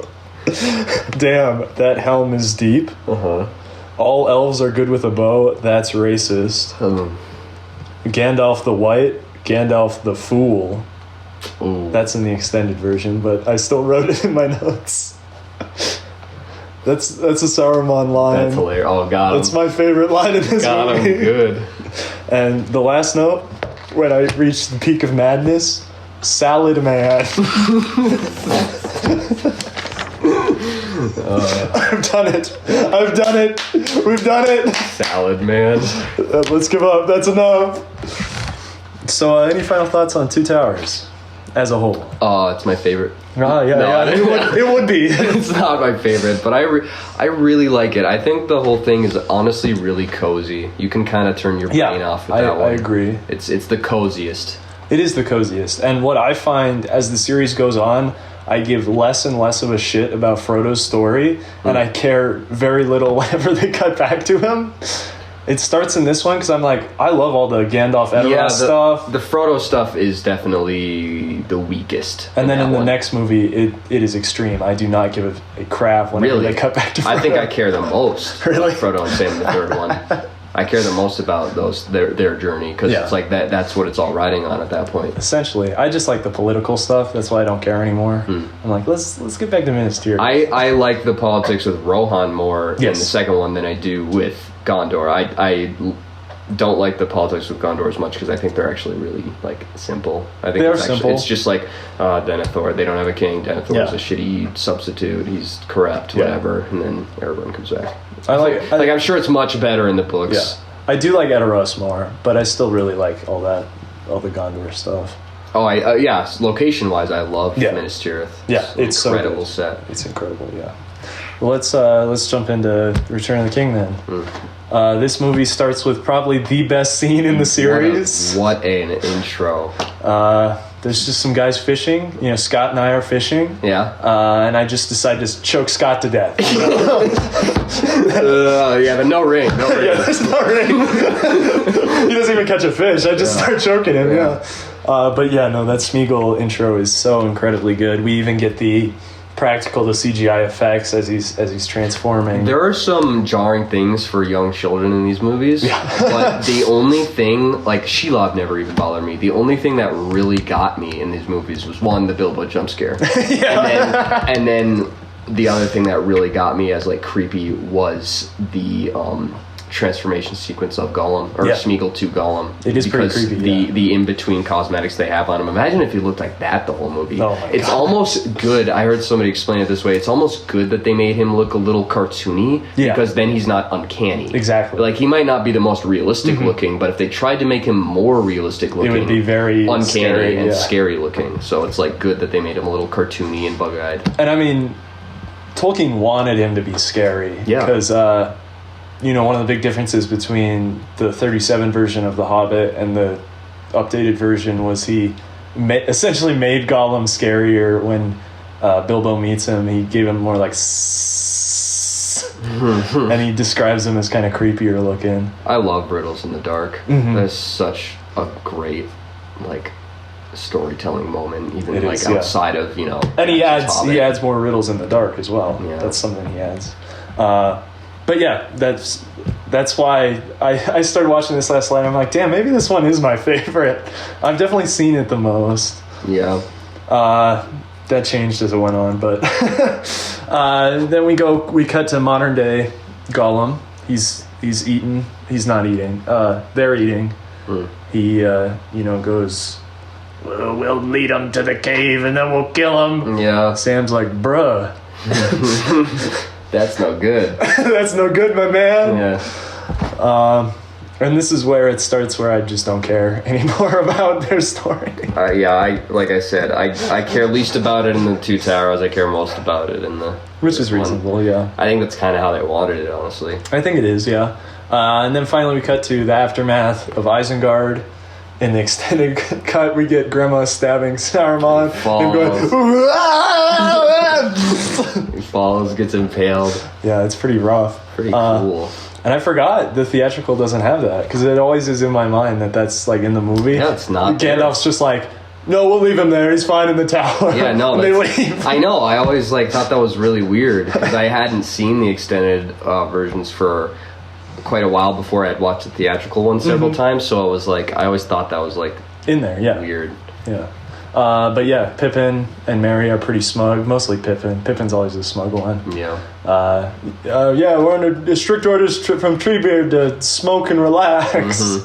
And I think that's a great character moment. Yeah. Them all coming together. Obviously, Pippin grabs the Palantir. Gandalf's like, give me that. What are you doing? Stop. And then they ride back to Edoras. They have a bit of a party. Pippin, they're singing on the table. Yep. And that sequence is Hobbits. all great. Eowyn's like, hey, Aragorn, kind of cute. And then they all go to sleep. Pippin grabs the Palantir and starts seizing out. Starts having an attack. Gandalf's like, this guy, I swear, I should have pushed him down the well. Yeah, I'm pretty sure he like nearly straight up died. And Gandalf had to like, Yeah, because afterwards he's kind of like stunned for a good yeah, while. he's like comatose. And he's like, Pippin, what did you see? He's like, I saw... The white tree. Yeah, I saw the white tree of Gondor and it was on fire. Well, he doesn't even know it's from burnt. Gondor. He just saw a white tree, and obviously Gandalf knows. Yeah. So that's how him and Merry get split up. Yep. And they sort of get the most development they've had in the whole series by Yeah, pretty after much. they're apart. Because they're not developed at all before this. They get a little bit with Treebeard. And A little how, bit, like, yeah. Mary's like, there won't be a Shire anymore, Pippin. Yeah. And yeah, Gandalf says, all right, Pippin, you're coming with me. We're going to Minas Tirith. Let's go. And Merry gives him the smokes as like a parting gift. The cigarettes, the tobacco. Did you watch the extended or the... No, that's theatrical. Oh, I didn't... It's a pretty short scene. I don't remember that. I just remember them getting on Shadowfax and Merry or Pippin being all like, I'll see you there, right? Yeah. Show us the meaning of haste, Shadowfax. 3 days journey. And then we quickly cut back to Rivendell for a plot line no one cares about. Oh, brother. No, that's... Yeah, Arwen's dying or whatever, right? And Yep. that's when he starts to rebuild... Yeah, she's like, they need something to unite the men. They need no seal. I'm boring and no one cares what happens to me. Is it in that or the second one where Arwen gets her vision of her child with... It is in this one. That's why she goes back to Rivendell. Yep, because she almost goes to the Undying Lands. Yes. Because she's dying, because she's stricken with grief. With grief. She's got the depresso. It's indescribable. I think that is such an interesting concept from Tolkien, but it does is. fall a little flat in the movies. Yeah, because it is an inherently silly concept, and I think if you realize that, it can be really cool and interesting, but you have to understand that it is a little silly. Them being able to die of grief? Yeah. I don't think so. If they're immortal, I don't know. If like that's the only two things that can kill them, being killed or of grief. Yeah. I think it's an interesting idea. It is, yeah. But then Gandalf and Pippin arrive in Minas Tirith. They get counsel with Elrond. Gandalf tries to play it cool. Elrond's like, have you come to tell me about the broken horn of Gondor and You mean my Denethor? son is dead? Yes. You were saying Elrond. Was I? Yeah. Okay. Yeah. But yeah, he talks to Denethor. Pippin swears fealty. His slave. Yeah. I'll be a slave. I'll be your little hobbit slave. And I think that sequence is all great. I think everything in Minas Tirith is really good. Yeah. Denethor is just a dick. Right. He's such Absolutely. a dick. He's like just a very one note character. And that's fine. Yeah, it is fine. It's whatever. I think that's the point. Yeah. But then we cut back to Frodo, and I fall asleep a little bit. And I think this sequence is all very good. This is them walking past the City of the Dead. We get the really ominous... Is that Minas Morgul? Yes. Yeah. We get the really ominous, like... Dutch angle almost. Dutch angles of stuff. And then the armies start coming out from Minas Morgul. Yeah, you even see the, like, sort of war horn, which is just the giant pillar of Yeah, exactly. light. And you think Frodo did it for a second because he like touches Yeah, the yeah. ring, is like, Yeah, and even Gandalf and Pippin see it from where they're Yeah. at in Minas Tirith. and I think build your city right next to the enemy, guys. yeah, come on, Gondor, what the hell? And then they start climbing up the steps, Yep. which will be most of the movie. He's climbing up the steps. There's like it's two scenes. It's that when they start, and then like the bread scene. Correct. Yes. I know there's 3, but yeah, it's no big deal. And then the next 3-4 bits are kind of intercut. We cut back and forth of them. We start with the new Londo ruins from Dark Souls. Yep. Osgiliath. Right. And this sequence is so cool. It starts with just these ruins, and there's fog everywhere, And the orcs orcs are start coming in. Yeah, and there's a great fight. We get the Age of Men is over. Get introduced to Gothmog, which I've been told Gothmog was actually the name of one of the old Balrog soldiers that put out of Morgoth's army in the First Age. Now Kier. Yeah, so that sequence is so good. We intercut this with Gandalf. Pippin, don't fail me now. He goes to light the fires of Gondor. The warning sign for Rohan. The beacons are lit. The beacons are lit. The beacons are lit. Yeah. Denethor's like, And Theoden will heed the call of Gondor. Yeah, because earlier it's set up. He's like, why should we help Yeah, them? they were. But the second it shows up, he's like, let's go. Everyone start riding. Theoden's a real king. It's true. Theoden is a real king. Yeah. He is a cutie. But yeah, we intercut this with the beacons. Then we go to Rohan, like you said. He's like, go find as many men as you can. We ride for Gondor in 3 days. And we'll come back to that. That's a pretty awesome place. We go back to Osgiliath. That's where we get the Age of Men line. Everyone starts retreating. Yeah, there's the Nazguls start attacking from their steeds. They're airborne. Yeah, and everyone starts to retreat. We get one of the best visuals in this movie of Gandalf with his light riding in. Howard Shore again saving the day.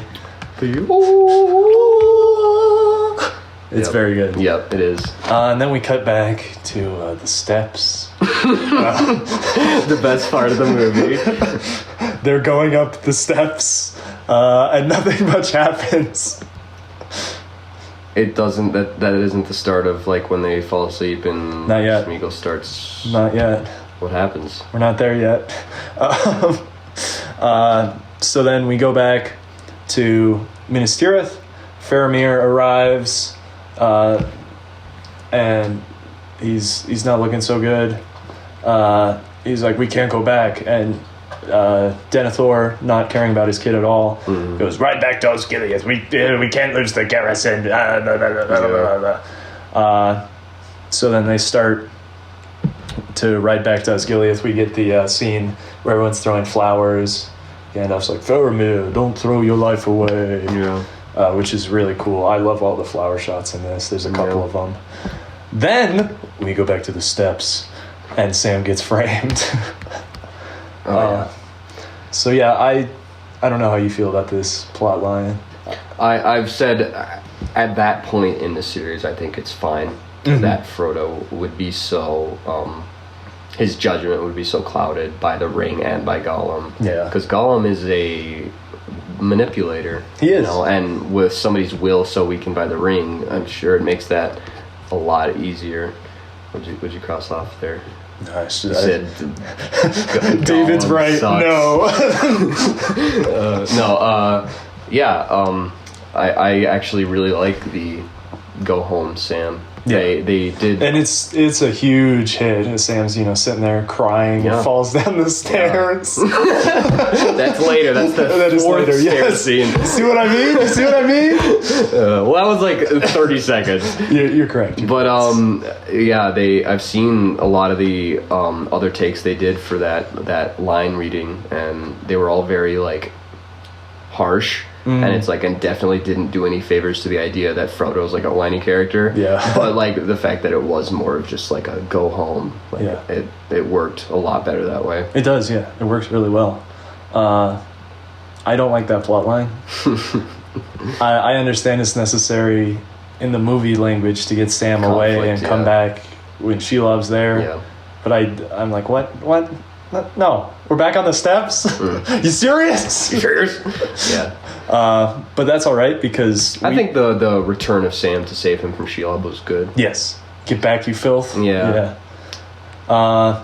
We cut to what is probably the best scene in this movie. Yeah, arguably. Which is Denethor eating his dinner. And Pippin goes, Billy Boyd's angelic voice. And we get, the perfect, like, actual slow motion. Because a lot of the series has this weird, like, they did post-production slow motion as opposed to shoot slow motion. Oh. But this one is so good. We get Billy Boy, and it's intercut with him just like, blood's coming out of his mouth. Well, I think that was grape juice, but okay. Well, I think it's blood from the chicken, is it not? I don't know. Yeah, well, it definitely is supposed to invoke like carnal violence. Yeah, that's no, but to it's be inflicted on. I think that's probably the best sequence in any of the movies. Yep. It's so you don't even well cut. see any of the. It's so good. You don't even see any of the Gondorians get shot. It stops before then. Yeah. You just see later Faramir get dragged back by his horse. And Pippin singing there is perfect. The slow motion is all. It all works so well. The orcs cosmetics, as usual, are so good. The orcs always look so freaking like. Yeah. They look like orcs. They look like orcs, yeah. They're great. Which is what you would want. Yeah. And after that great sequence, we cut to the Rohan camp right outside of Dunharrow. And this is a longer sequence. You could argue that lasts too long. I think it does. I think it does. But yeah, they're trying to recruit men. It goes back and forth. Eventually, Elrond shows up with the reforged Narsil, which is what, Andorel when it's reforged? I don't know, something like that. Yeah, I always just knew it as Narsil. Because he renames it, it's like Andorel, the Wind of the West, or yeah, whatever. I think it does have a different name, actually. But I don't remember what it is. Yeah, something like that. We get a little bit of Eowyn and Merry, which kind of sets up for later in the movie. Merry gets a little development. Yeah, he gets his blade. He like accidentally tries to almost cut someone. I do not doubt his heart. Just the just the distance of his, reach, whatever Eomer says. That's a good one. They're like, we don't want no hobbit on the battlefield. We don't want no filthy hobbits on the battlefield. And something similar with Eowyn and Theoden. Eowyn's like, I want to fight. Yeah. And Theoden's like, no. And then Theoden. And it's not less that it's like because she's a woman, not that not that I'm like, oh, Tolkien's got a feminist message here. It's like it's less about her being women and more about Theoden being like, my people need someone. Yeah, Theoden essentially says like, I'm gonna die. Please go back to Edoras and rule the kingdom. Right. Essentially. Yep. But then Aragorn gets a plan. He starts riding. Gimli and Legolas go, we're coming with you, damn it. And strangle him to death. Yeah. It's what do you think about the? Well, I know it's skipping ahead to go to the ghost. We could. I mean, that's what's next. They go into Dunharrow. Yeah. The like cursed men who abandoned Gondor, basically. Yes. That's what I don't know, like all of the lore behind that, but if I remember correctly, in the books, they actually kind of side with Sauron. So they get exiled. I thought they just like by proxy. In the movie, that is what happens. That they don't mention that at all. Right. Okay. And I missed it in this version because, again, things that I just think are in the theatrical versions, I'm like, where's the Skull Mountain? Right. Guys, what happened to it? Those are definitely making that a little bit longer. Was nice in the extended version. Yes. And they go into Dunharrow. He talks with the King of the Dead. Says, I'll release you from your oath if you fight with us. We get the awesome scene where he hits the ghost with Narsil. Yeah, Viggo's performance really commands a lot of this is his movie attention. Yeah, Return it really of the King. is. Yeah. Return of the King. He commands a lot of attention. He commands of this like ghost army. Big presence on screen. Big screen presence. And this is one of the times I think extended is better because in the theatrical they go, all right, we'll fight, and then it cuts and you don't see them till the ships come. Right. Which in extended we get the skulls. We just get more setup. Actually, I don't even think the "we will fight" is in the theatrical. It literally just cuts. It just cuts. Yeah. It just cuts after he smiles inside the Barrow Downs, and then No, that's not the Barrow Downs, is it? That's like Barrow Downs are like outside of the Shire. Yes. Anyways, It's the Dunharrow map. okay. Yeah. Anyways, they're all ghosts. There are ghosts. Yeah, you don't, and then he just smiles, and then you don't see them till the ships. You don't Yeah. get the "we will fight" unless it's the extended. Right. Yeah. And it helps to have a little more, I think. Yeah, that helps Because too. Aragorn is essentially the main character of this movie, and he just fucking disappears for like an hour and a half. That's true, yeah. And you wouldn't get to see Jackson's third appearance if not for the extended. true. He's not even in it without that. Yeah. But yeah, then we cut to Faramir coming back from Osgiliath, being dragged by his horse. Everyone thinks he's dead. Our good friend thinks he's dead. Our good friend we like so much. Denethor. And yeah, then this is the start of the Siege of Minas Tirith, which is one of my favorite sequences. It's really badass with the trolls on the drums and they're siege throwing the towers. balls. We get Pippin saving Gandalf. Yeah, they're releasing heads and catapults. That was like, I'm surprised this didn't get an R rating I'm for too, some stuff yeah. like that.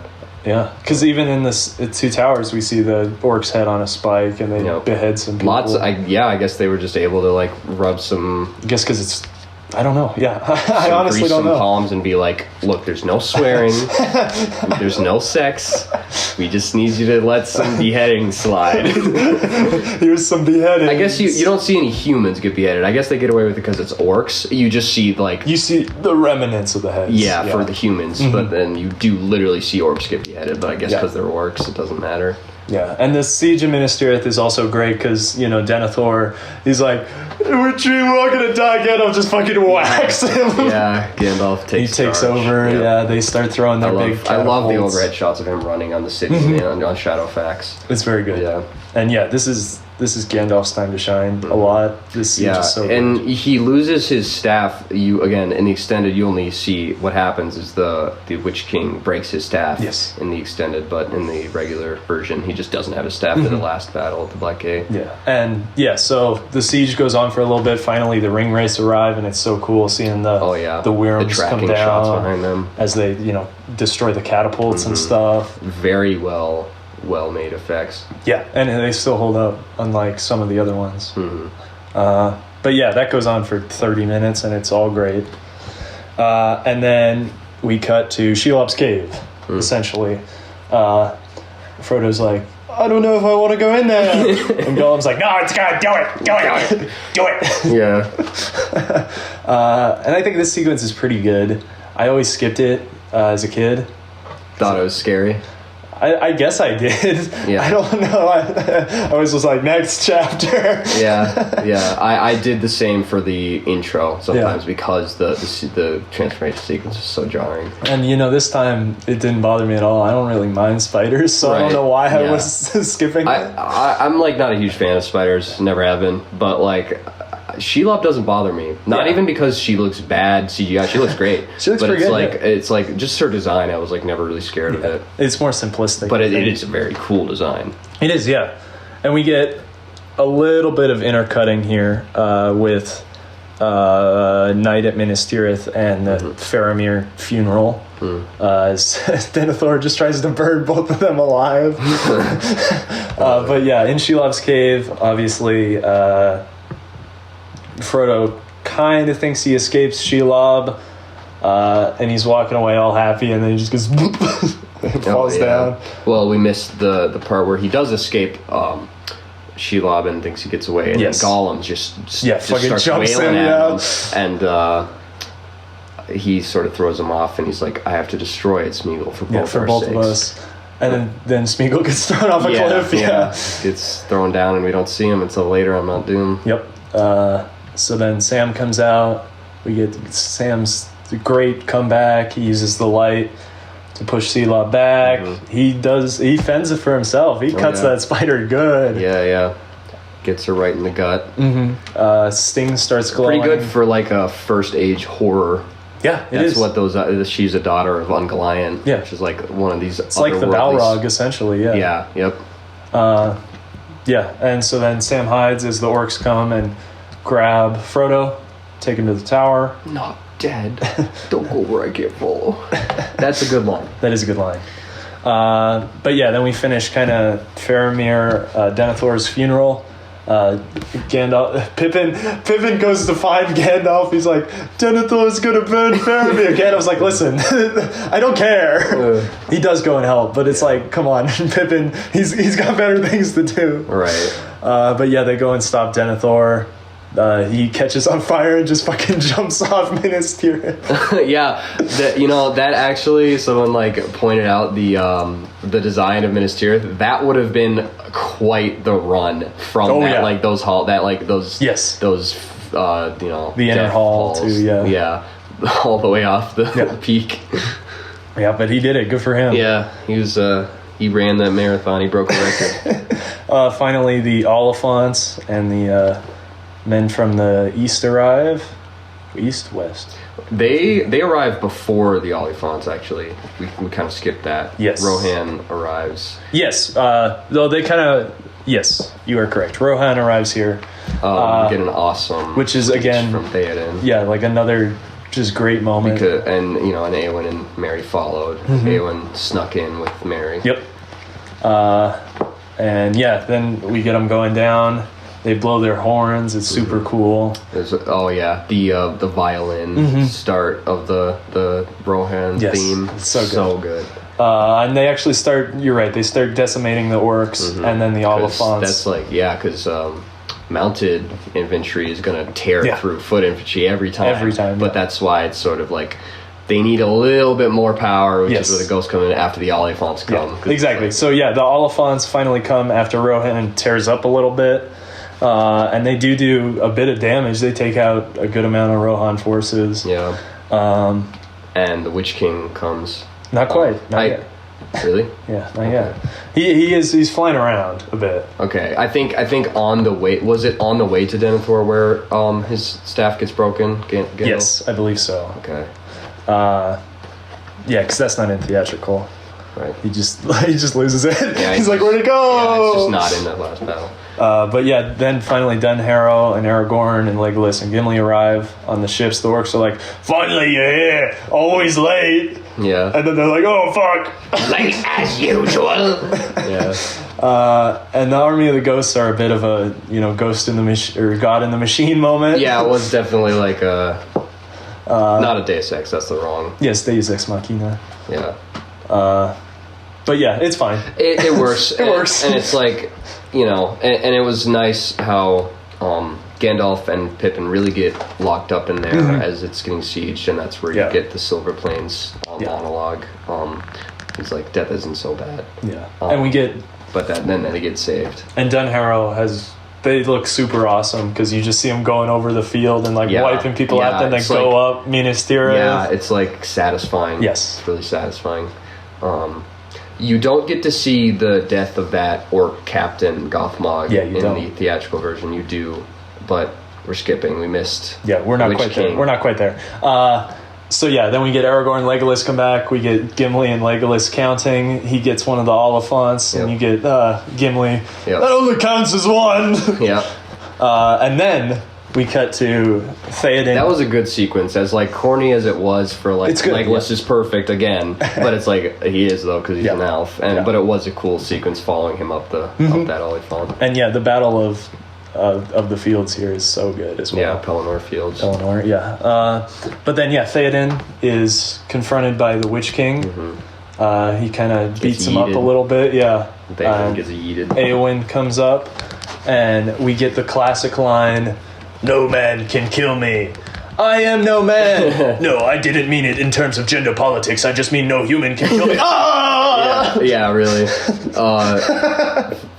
Mary gets the assist on that one. Right, and I like to think it like this. Mary isn't human, so Mary killed the Witch King. Yeah, Mary isn't man. Exactly. Man. He is he's a halfling. Yeah. That's what I like to think. Yeah. But it's such a good moment. Yeah, definitely. Yeah, and she gets to have her last moment with her uncle Theoden. Yeah. Theoden passes away. Yeah. And that is the Eowyn moment of this series. Yeah.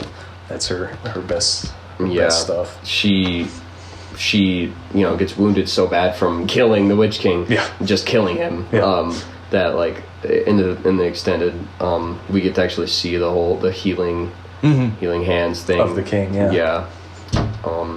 And that's where it's like she sort of resolves her crush on Aragorn by like being given Faramir. Like Tolkien's just like, oh yeah, and then they fall in love. Yeah, and that's like a whole chapter in the book is just Aragorn going through like healing people with his hands of the king. He just goes from tent to tent for like 40 pages. Damn.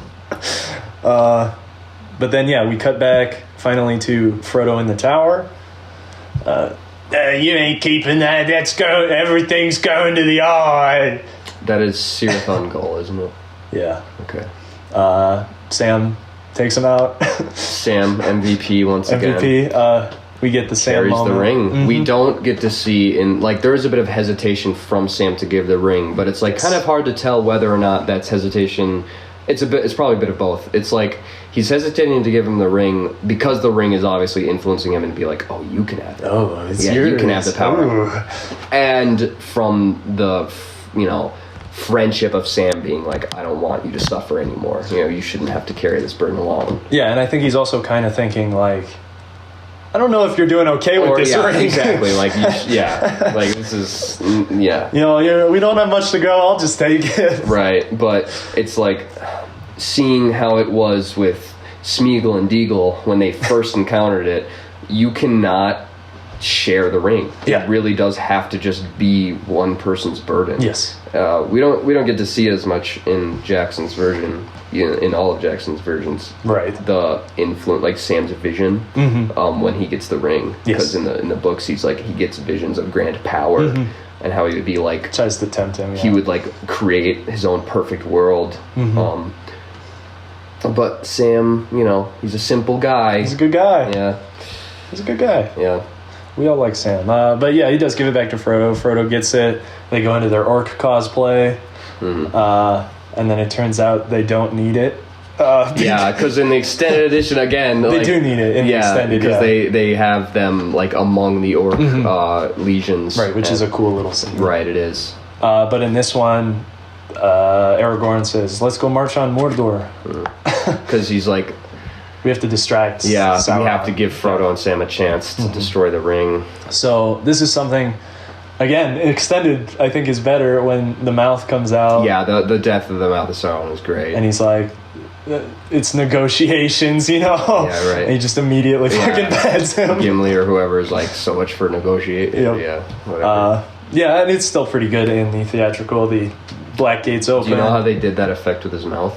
I don't. They just... They experimented with a few things. They, like, at one point, Jackson wanted it to be like a vertical mouth, like so it would open up at the sides or whatever. But that looked a little too corny. So all they did was they just enlarged it just a little bit. Oh, really? Yeah, like all the makeup and stuff is real, and his teeth are all gnarled and whatever. But they just enlarged it just a little bit while he's like shrouded by the mantle, the cowl. Yeah. Huh. Yeah, that's interesting. Yep. And it looks really good. Yeah, it does. I didn't rewatch the extended, but I remember the mouth pretty well.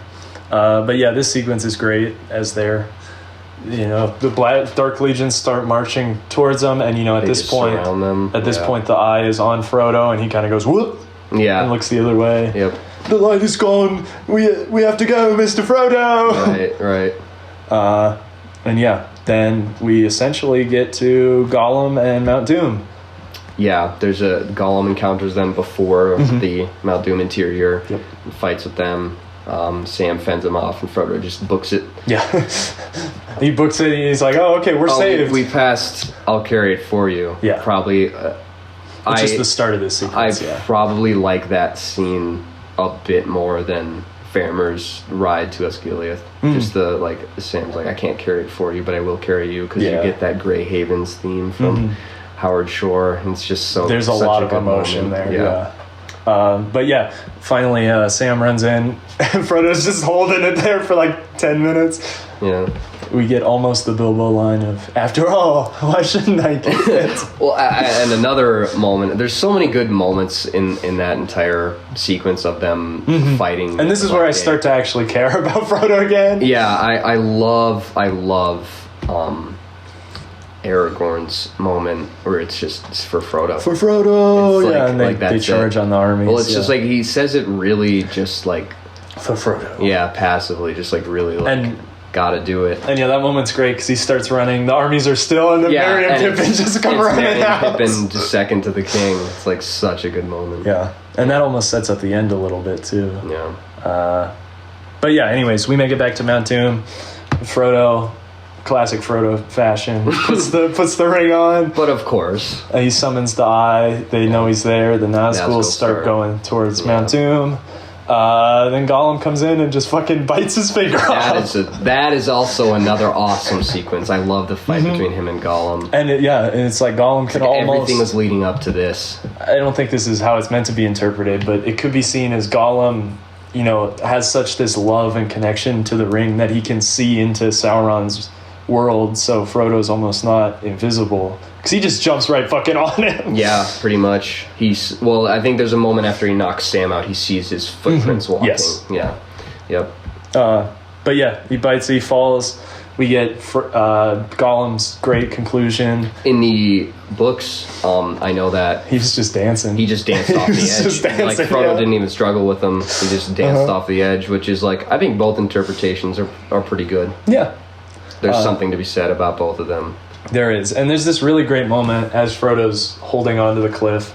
Sam's like, give me your hand. Yeah. And you almost feel that Frodo's like, He's like, I could just drop and grab the ring, I could still get it. well, I think it's almost like he might even know that the ring is gone for, but it's like Because it's not gone yet. It's still sitting I know, on the lava, but he yeah. might realize at that point that Yeah. it's like he's not going to get it. But it's like he might just give up just because it's just been so hard Yeah. to keep going. It's like this little bit. It's like, does he even have the strength to do that? Yeah.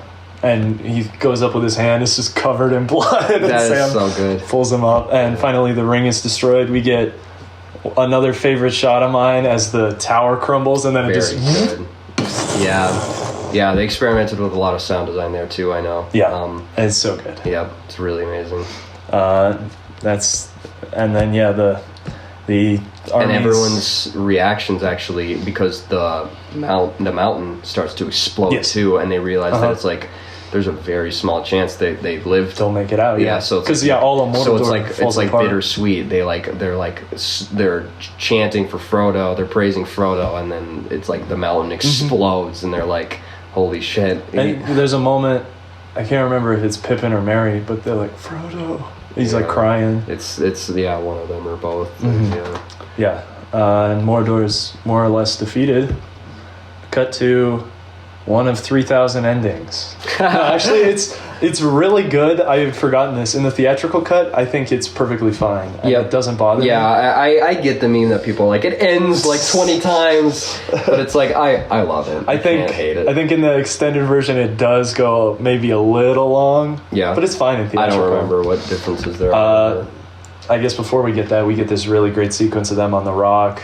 Yeah, And he's like, "Oh, go marry her. So, That's like, the one that- lady I would have okay. married." That is actually probably the two scenes juxtaposed. These are probably actually my favorite moments of the entire series, other than like You Better Know One. But that's just like a little thing. Yeah. So the two scenes I love are in the Return of the King, where it's right before it is the I'll carry, if I can carry for you, I'll carry you. He talks about like Frodo's like basically succumbing to the darkness. Yes. Frodo's like, I can't recall the taste of strawberries or the sound of trees, Taste of water, like all that, basically just like Gollum. So and then Sam, carries him up that mountain. Let us be rid of it. And then after the ring is destroyed and they're sitting on the rock, basically expecting their doom. Sam gets He remember, and Frodo remembers too. He remembers the Shire. He says Gandalf's fireworks, and at this point, he doesn't know Gandalf is back. He still thinks he died in the mines. He's like, I remember the Shire. I can see it. The Shire. Gandalf's fireworks. And Sam is like, if I would have married anyone, it would have been Rose. It's like such a good moment. Those two are my favorite parts. I agree. That's probably one of the best moments in this movie. And then you see the eagles coming down, and Gandalf's on it, and it's just this great kind of slow motion, almost portrait shot. Yep. And then we cut to one of the main things. Yes. What if that fade to black before the Eagles show up? That's the end. Like it's just they're on that rock. Honestly, I might like that more. To be Yeah. honest. But yeah, no, I don't mind the endings. First, we get the Minas Tirith crowning with Aragorn. Yep. You The bow to whole no one. name of the movie. Yeah, he returns. He returns. He gives us a little song. Yep. And that sequence is very good. Yep. Him and Arwen reunite. Yeah, who cares? Yeah, fuck her. Scott loves the You Better Know One. I think that's the only reason he likes this one the most. That is, well, me as well. That is probably one of the only scenes in a movie that will genuinely make me tear up. Like, if I watched, like, the whole thing. Yeah, Like, I think... standing alone, it's like, yeah. But, like, if I watch everything leading up to that point, it really gets a reaction out of me. Yeah, I think I'm with you. Those 2 moments with Sam would probably be the only times I might tear up a little bit. Yeah. And especially Howard Shore comes in on the second one with the Hobbit theme, or the Shire theme. The flutes and the winds. Yeah. So good. It's very good. And then we cut to let me look here. Back to the Shire.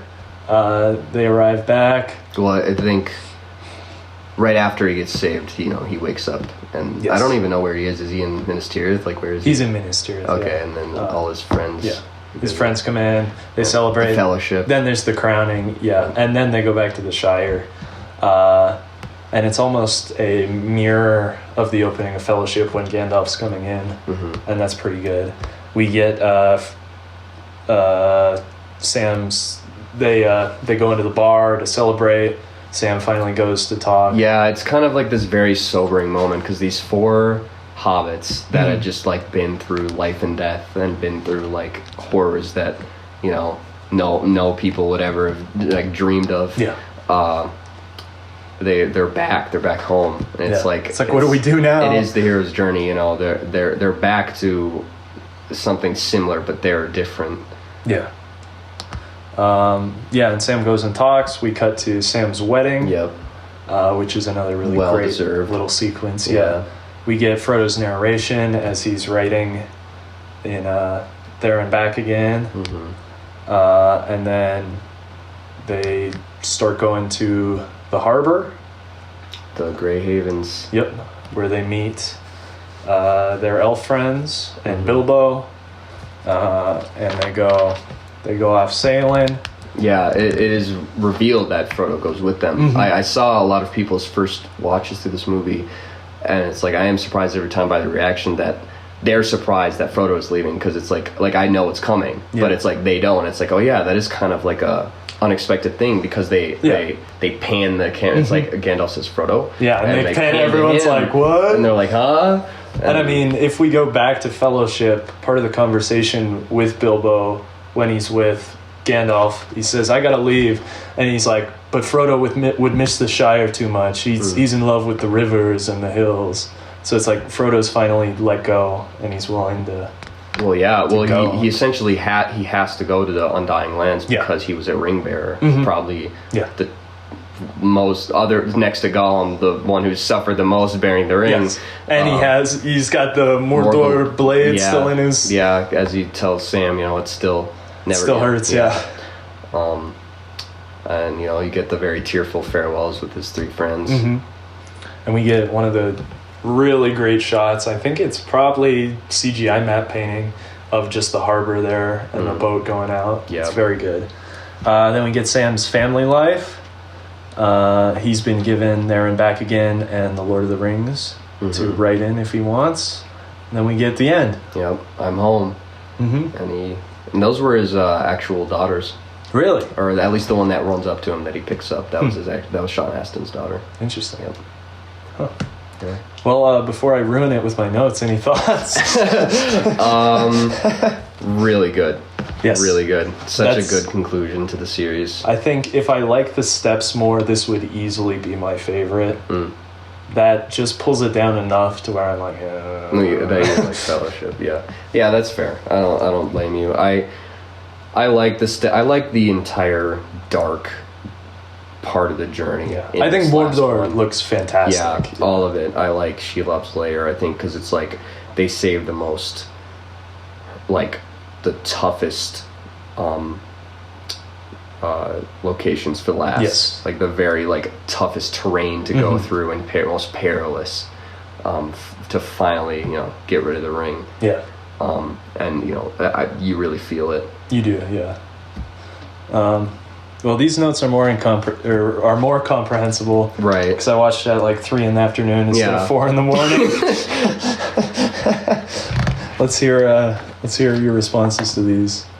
It's my birthday and I want a ring of power. I don't know what that means. It's Smeagol in the beginning. When he's like, give it to me. It's my birthday. Yeah, it's Smeagol before he's going. Yeah. And he wants it. He actually calls it his birthday present like a lot in The Hobbit. I think he's like, "Where's my birthday?" And so for a while, Bilbo doesn't even know that he's talking about the ring. Yeah. Wormtongue should be in the theatrical version. Yes, as we said. Awful sound mixing. Really, where? Because I had to just keep turning it up and down. Because they never balance it. Yeah. It's definitely not as bad as a Nolan movie. Yes. No, it's not even close. Yeah. But it still kind of pisses me off. I love Gandalf. Aragorn pushes people out of the way. I don't know what that means. I don't know when he was like telling about the beacons. I don't remember. I hate the Arwen sequence.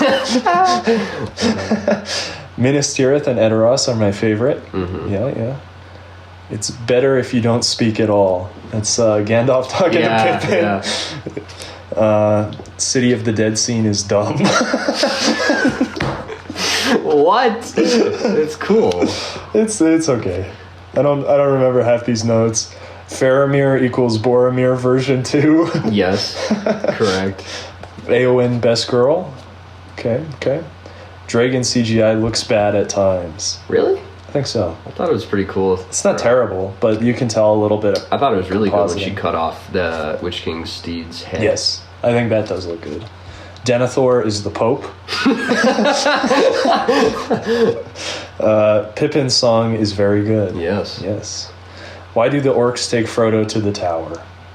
Deep questions. I mean, he had some pretty epic loot on him. Why didn't they just take the loot though? Because he's all webbed up. Why? They knew he was alive. Why not just take his stuff, let him die? The orcs like torturing people. Orcs enjoy getting a lot out of their... They enjoy inflicting misery. Pippin. Why would Gandalf give a shit about Denethor? I think it was more about Faramir. Yeah. Frodo at the end is a little silly. He hems it up a little bit. And it doesn't bother me. I think it works fine, but he goes a little silly. Yeah. That performance could have been taken to a different level than what was done. Yeah, a little bit. Yeah. Sauron is not the ring. Its destruction should not destroy him. What? Oh, well, his being is attached to it. Yeah. It's like a Horcrux. Yeah, almost. Yeah. That's my notes. They're very comprehensible for this one. We also forgot the complete arc of Gimli and Legolas's characters, which is literally just like them not liking to liking each other. Yeah. Like that's their entire development. And that's something interesting too, because I feel like in this movie, a lot of people get arcs. Merry and Pippin get arcs. Yep. A lot of people. But I think for the whole series, Aragorn is kind of the only one with a traditional arc. A traditional arc. He goes, he's like, I don't want to be king. Yeah. He's like, I'm king. I think Frodo and Sam have a more traditional arc. A little bit, yeah. Just And then the first one they definitely do, because he keeps going like, it'll be safe here in Rivendell. Take it. Yeah, get it away from me. But I like the, another little moment I like is, when Gimli says, I can't believe I'm going to die. You're fighting side by side with an elf. Yeah. Talking about side by side with a friend. This is good. It was good. It is good. Let's talk about the Oliphant in the room. Oh yeah. The score. What hasn't already been said? It's the best score ever written. Ever made. I'm not a huge I don't know a lot about making music, but it doesn't. Even a Philistine like me can absolutely recognize how amazing Howard Shore's score for that movie is. Yeah, and I mean. I think he wrote something like 80 leitmotifs for it or something. So Like, he can invoke a character or a place anytime, anywhere. Yep. Like we were talking about on the Rock at the end, where he starts playing the Shire theme as they're reminiscing. Yeah, and he does the Grey Havens. I can't remember if the Grey Havens are like only in the third one. I think the so. Grey Havens theme. Yeah, I think the Grey Havens theme.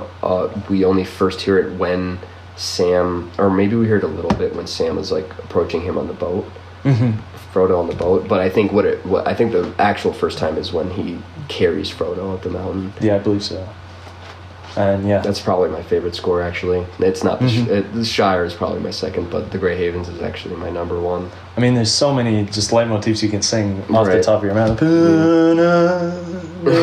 Gollum's theme is very, very good. Yeah. Or the Gondor theme, the boom, boom, ba-da-dum. Is that not just the Fellowship theme? It is the Fellowship theme. Yeah. Yeah. It becomes Gondor. He kind of transforms the leitmotif. Right. I love Rohan. Yep. Yeah, very good. All the orc themes are great. The boom, boom. Yep.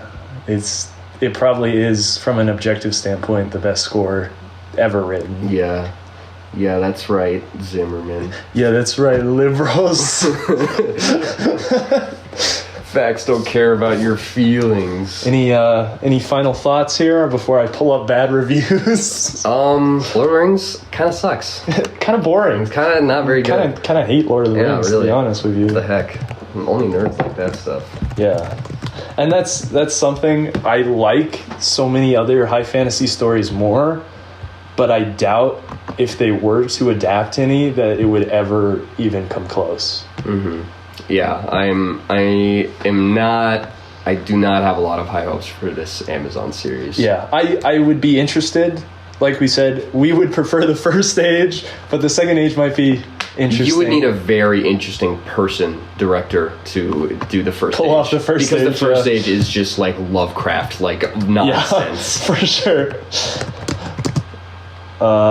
But yeah, I think Amazon, if you want to make a first stage TV show, hit us up. Yeah. We will come produce it. Morgoth, Ungoliant, We're going to get Morgoth in here, Balrogs, Malkir, the same person. Oh no! But yeah, if Amazon wants to hit us up, we're here. Seriously. We'll do it.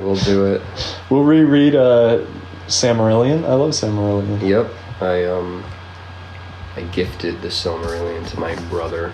Oh yeah? He's a huge, probably a bigger Lord of the Rings fan He's a than huge I am. fucking He's nerd. A huge idiot. He's even read the Children of Hurin, I think.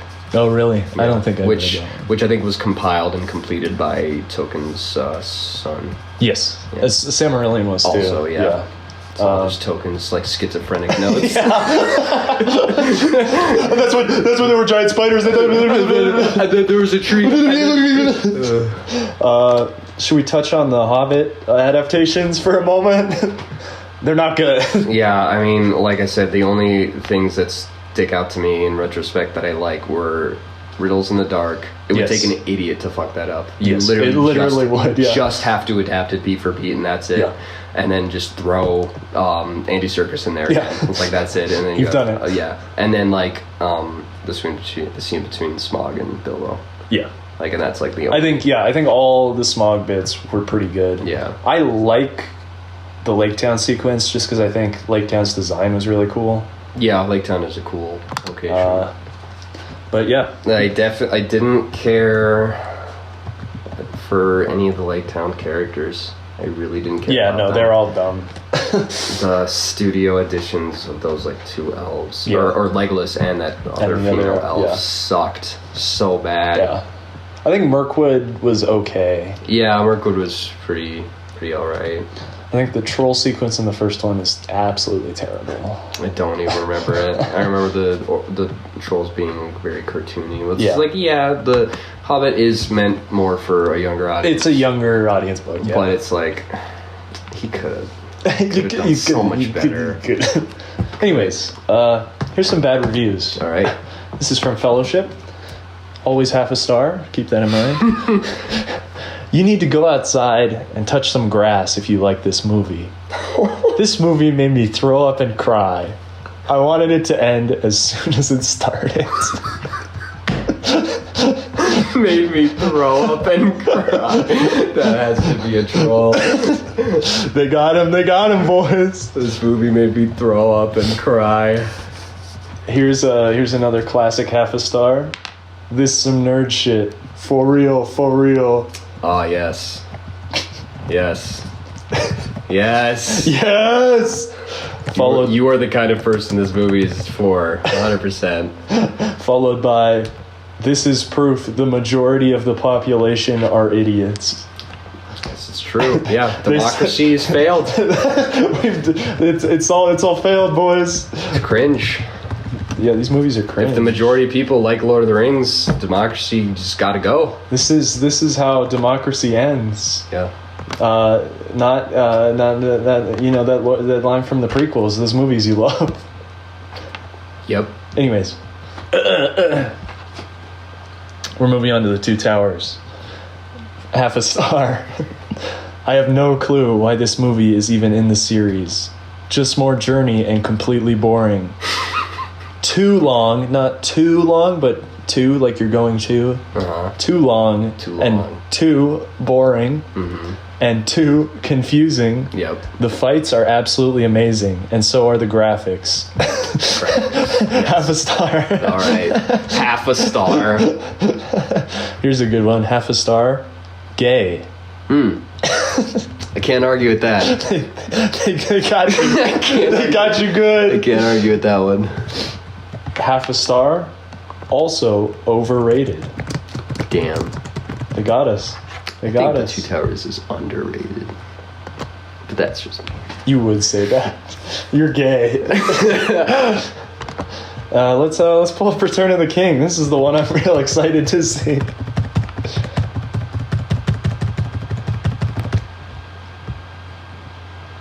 It's probably just gonna be like, Frodo's a whiny bitch. Yeah. All right, here we go. Half a star. Cash grab. Huh? Excuse me, what? I don't even get that one. Half a star. This movie is so fucking boring. Holy shit. Part 3, thank fuck it's over. Half a star. Where was the ass? Can't argue with that. They got you. They got So you. true. Oh, he's back. Half a star. Gay. They got you good. They got you good. Let's pull one more up here. Half a star. Undoubtedly one of the weakest films out there. The action is bland and the score is bad. I could have done a better job with my eyes closed and my ass out. I'm pretty sure Jackson's eyes were closed and his ass was out for all 3 of those movies. So It's been proven if you watch the behind the scenes. he went sticking around his ass out. set everywhere like that. And that's how we know humanity is doomed. Yeah, well, what are you gonna do? We should have listened to the theme in the Two Towers and stopped industrialization. Should have listened. Should have listened to him. Tolkien was right. Tolkien was right. Any final thoughts? Besides gay? Kind of cringe. Half a star gay? Kind of cringe. No, Tolkien's quite based. Tolkien's pretty based. Actually, I don't want to mention this. I'll mention this after the podcast. I'll tell you what he said about the dwarves in an interview. I think I know what he said about the dwarves. Anyways, I think I know what he said about the dwarves. Pretty funny. All right. Overall themes. I know you feel that like his anti-industrial theme shines through the loudest, but I find it to be the most important. I don't know if it's the most prevalent. I don't know if it's what he's intended the most. Because I would definitely say good versus evil, obviously, but it's more complicated than that because you obviously have characters like Gollum, and where it's like there's a chance of redemption almost in there, and I mean Frodo does go full corruption, and so he is still saved. Albeit the ring was destroyed, but still, because you have Gandalf telling Frodo in the mines about how, it is not for us to decide who deserves to live or to die. He believed that Gollum still had a part to play in all this, and he did. Yeah. You know, if it weren't for Gollum, the ring wouldn't have been destroyed. Yeah. You have... I actually think my favorite theme, which might not even have been intentional, but was definitely there, is the theme about just like impenetrable friendships. A lot of... You get obnoxious comments about Frodo and Sam, but I really think I really think it is like just a transcendent theme. It's like it's like brotherhood, it's friendship, it's loyalty. And I think that's probably something Tolkien really understood through his life, is loyalty, on a you know, fundamental level, and how that is shined through Sam especially. So that's probably my favorite thing about this movies is loyalty and friendship, even more so than good versus evil or anti-industrial. And I think, you know, Tolkien, I'm sure, will deny every one of these. He's like, it's an adult allegory. Right. Yeah. But I think it's understandably a very Catholic kind of Christian idea as well. Yeah. Like, you can always be saved. Yep. You're never too far. And he throws a lot of Catholic stuff in there, whether he means to or not. Not quite like C.S. Lewis, where it's like the lion's Jesus. Yeah, right. But it's in there. Yeah. And I find that pretty interesting too. Yeah. That's why I like the Silmarillion, because it's all about like the Valar and, you know, lands of the West and The origin of Middle Earth. Yeah. Yep. And that's something too. The Eagles, everyone's always like, why didn't they just fly the Eagles? The Mordor. Jackson definitely would have benefited from putting something in there about the whole politics with the Eagles, because they're actually that's the reason. There's a lot of politics behind them, because they actually asked the Eagles to fly them all the way to the Lonely Mountain in The Hobbit, but the Eagles denied, because they're like, we're basically constantly at war with men. Men want to kill us. You know, we can't. And imagine passing over Mordor, where they just want to kill everything. So it's like, it wouldn't have worked. And part of it, I think, is at the end, at least for the movies, Gandalf sees the moth, and then the Eagles come flying in to rescue them. It's almost like Gandalf doesn't really control the Eagles. No one does. It's God who's controlling the Eagles. He's like, go pick them up. Well, the Eagles have their own agency. They have a voice. They speak. Gandalf can speak to them. I think they speak in The Hobbit. I think they do, yeah. But, I mean, they do in the book. I just can't remember in the movie. But, yeah, they have their own agency. They're actually seen as pests by the rest of Middle-earth, other than, like, people who are otherworldly beings like Gandalf, who understand more. Right. But, yeah. But, yeah, I think it's almost like creation is intervening there. Yeah. And I think we see that a couple of times, where it's like, yeah, God did it. Yeah. Be like, oh, it's Deus Ex Machina. It's like, no. Yeah. That's kind of the point. I like how they, you know, people could have been like, why'd they get rid of the Ghost Army? And that's what, like, Gimli is kind of that voice. He's like, you know, not a good idea. You know, they you know, come in handy in a pinch. And Aragorn's like, no, like, I have to make good on I have to make good on the promise. You know, what kind of king would he be otherwise? But you bow to no one, as he talks to the army chief. That is such a good scene. Like, the looks on all their faces, it's like there's a lot of humility and like surprise more in like Merry and Pippin, but like humility in like Sam and Frodo. They're very humbled by that moment, and they're like, Frodo's like apprehensive. It's like he just has this look. Right, he's like, I don't know if I want this after all we've been through. But it's like, it's definitely like, it would have been very overwhelming. Yeah. They're very good.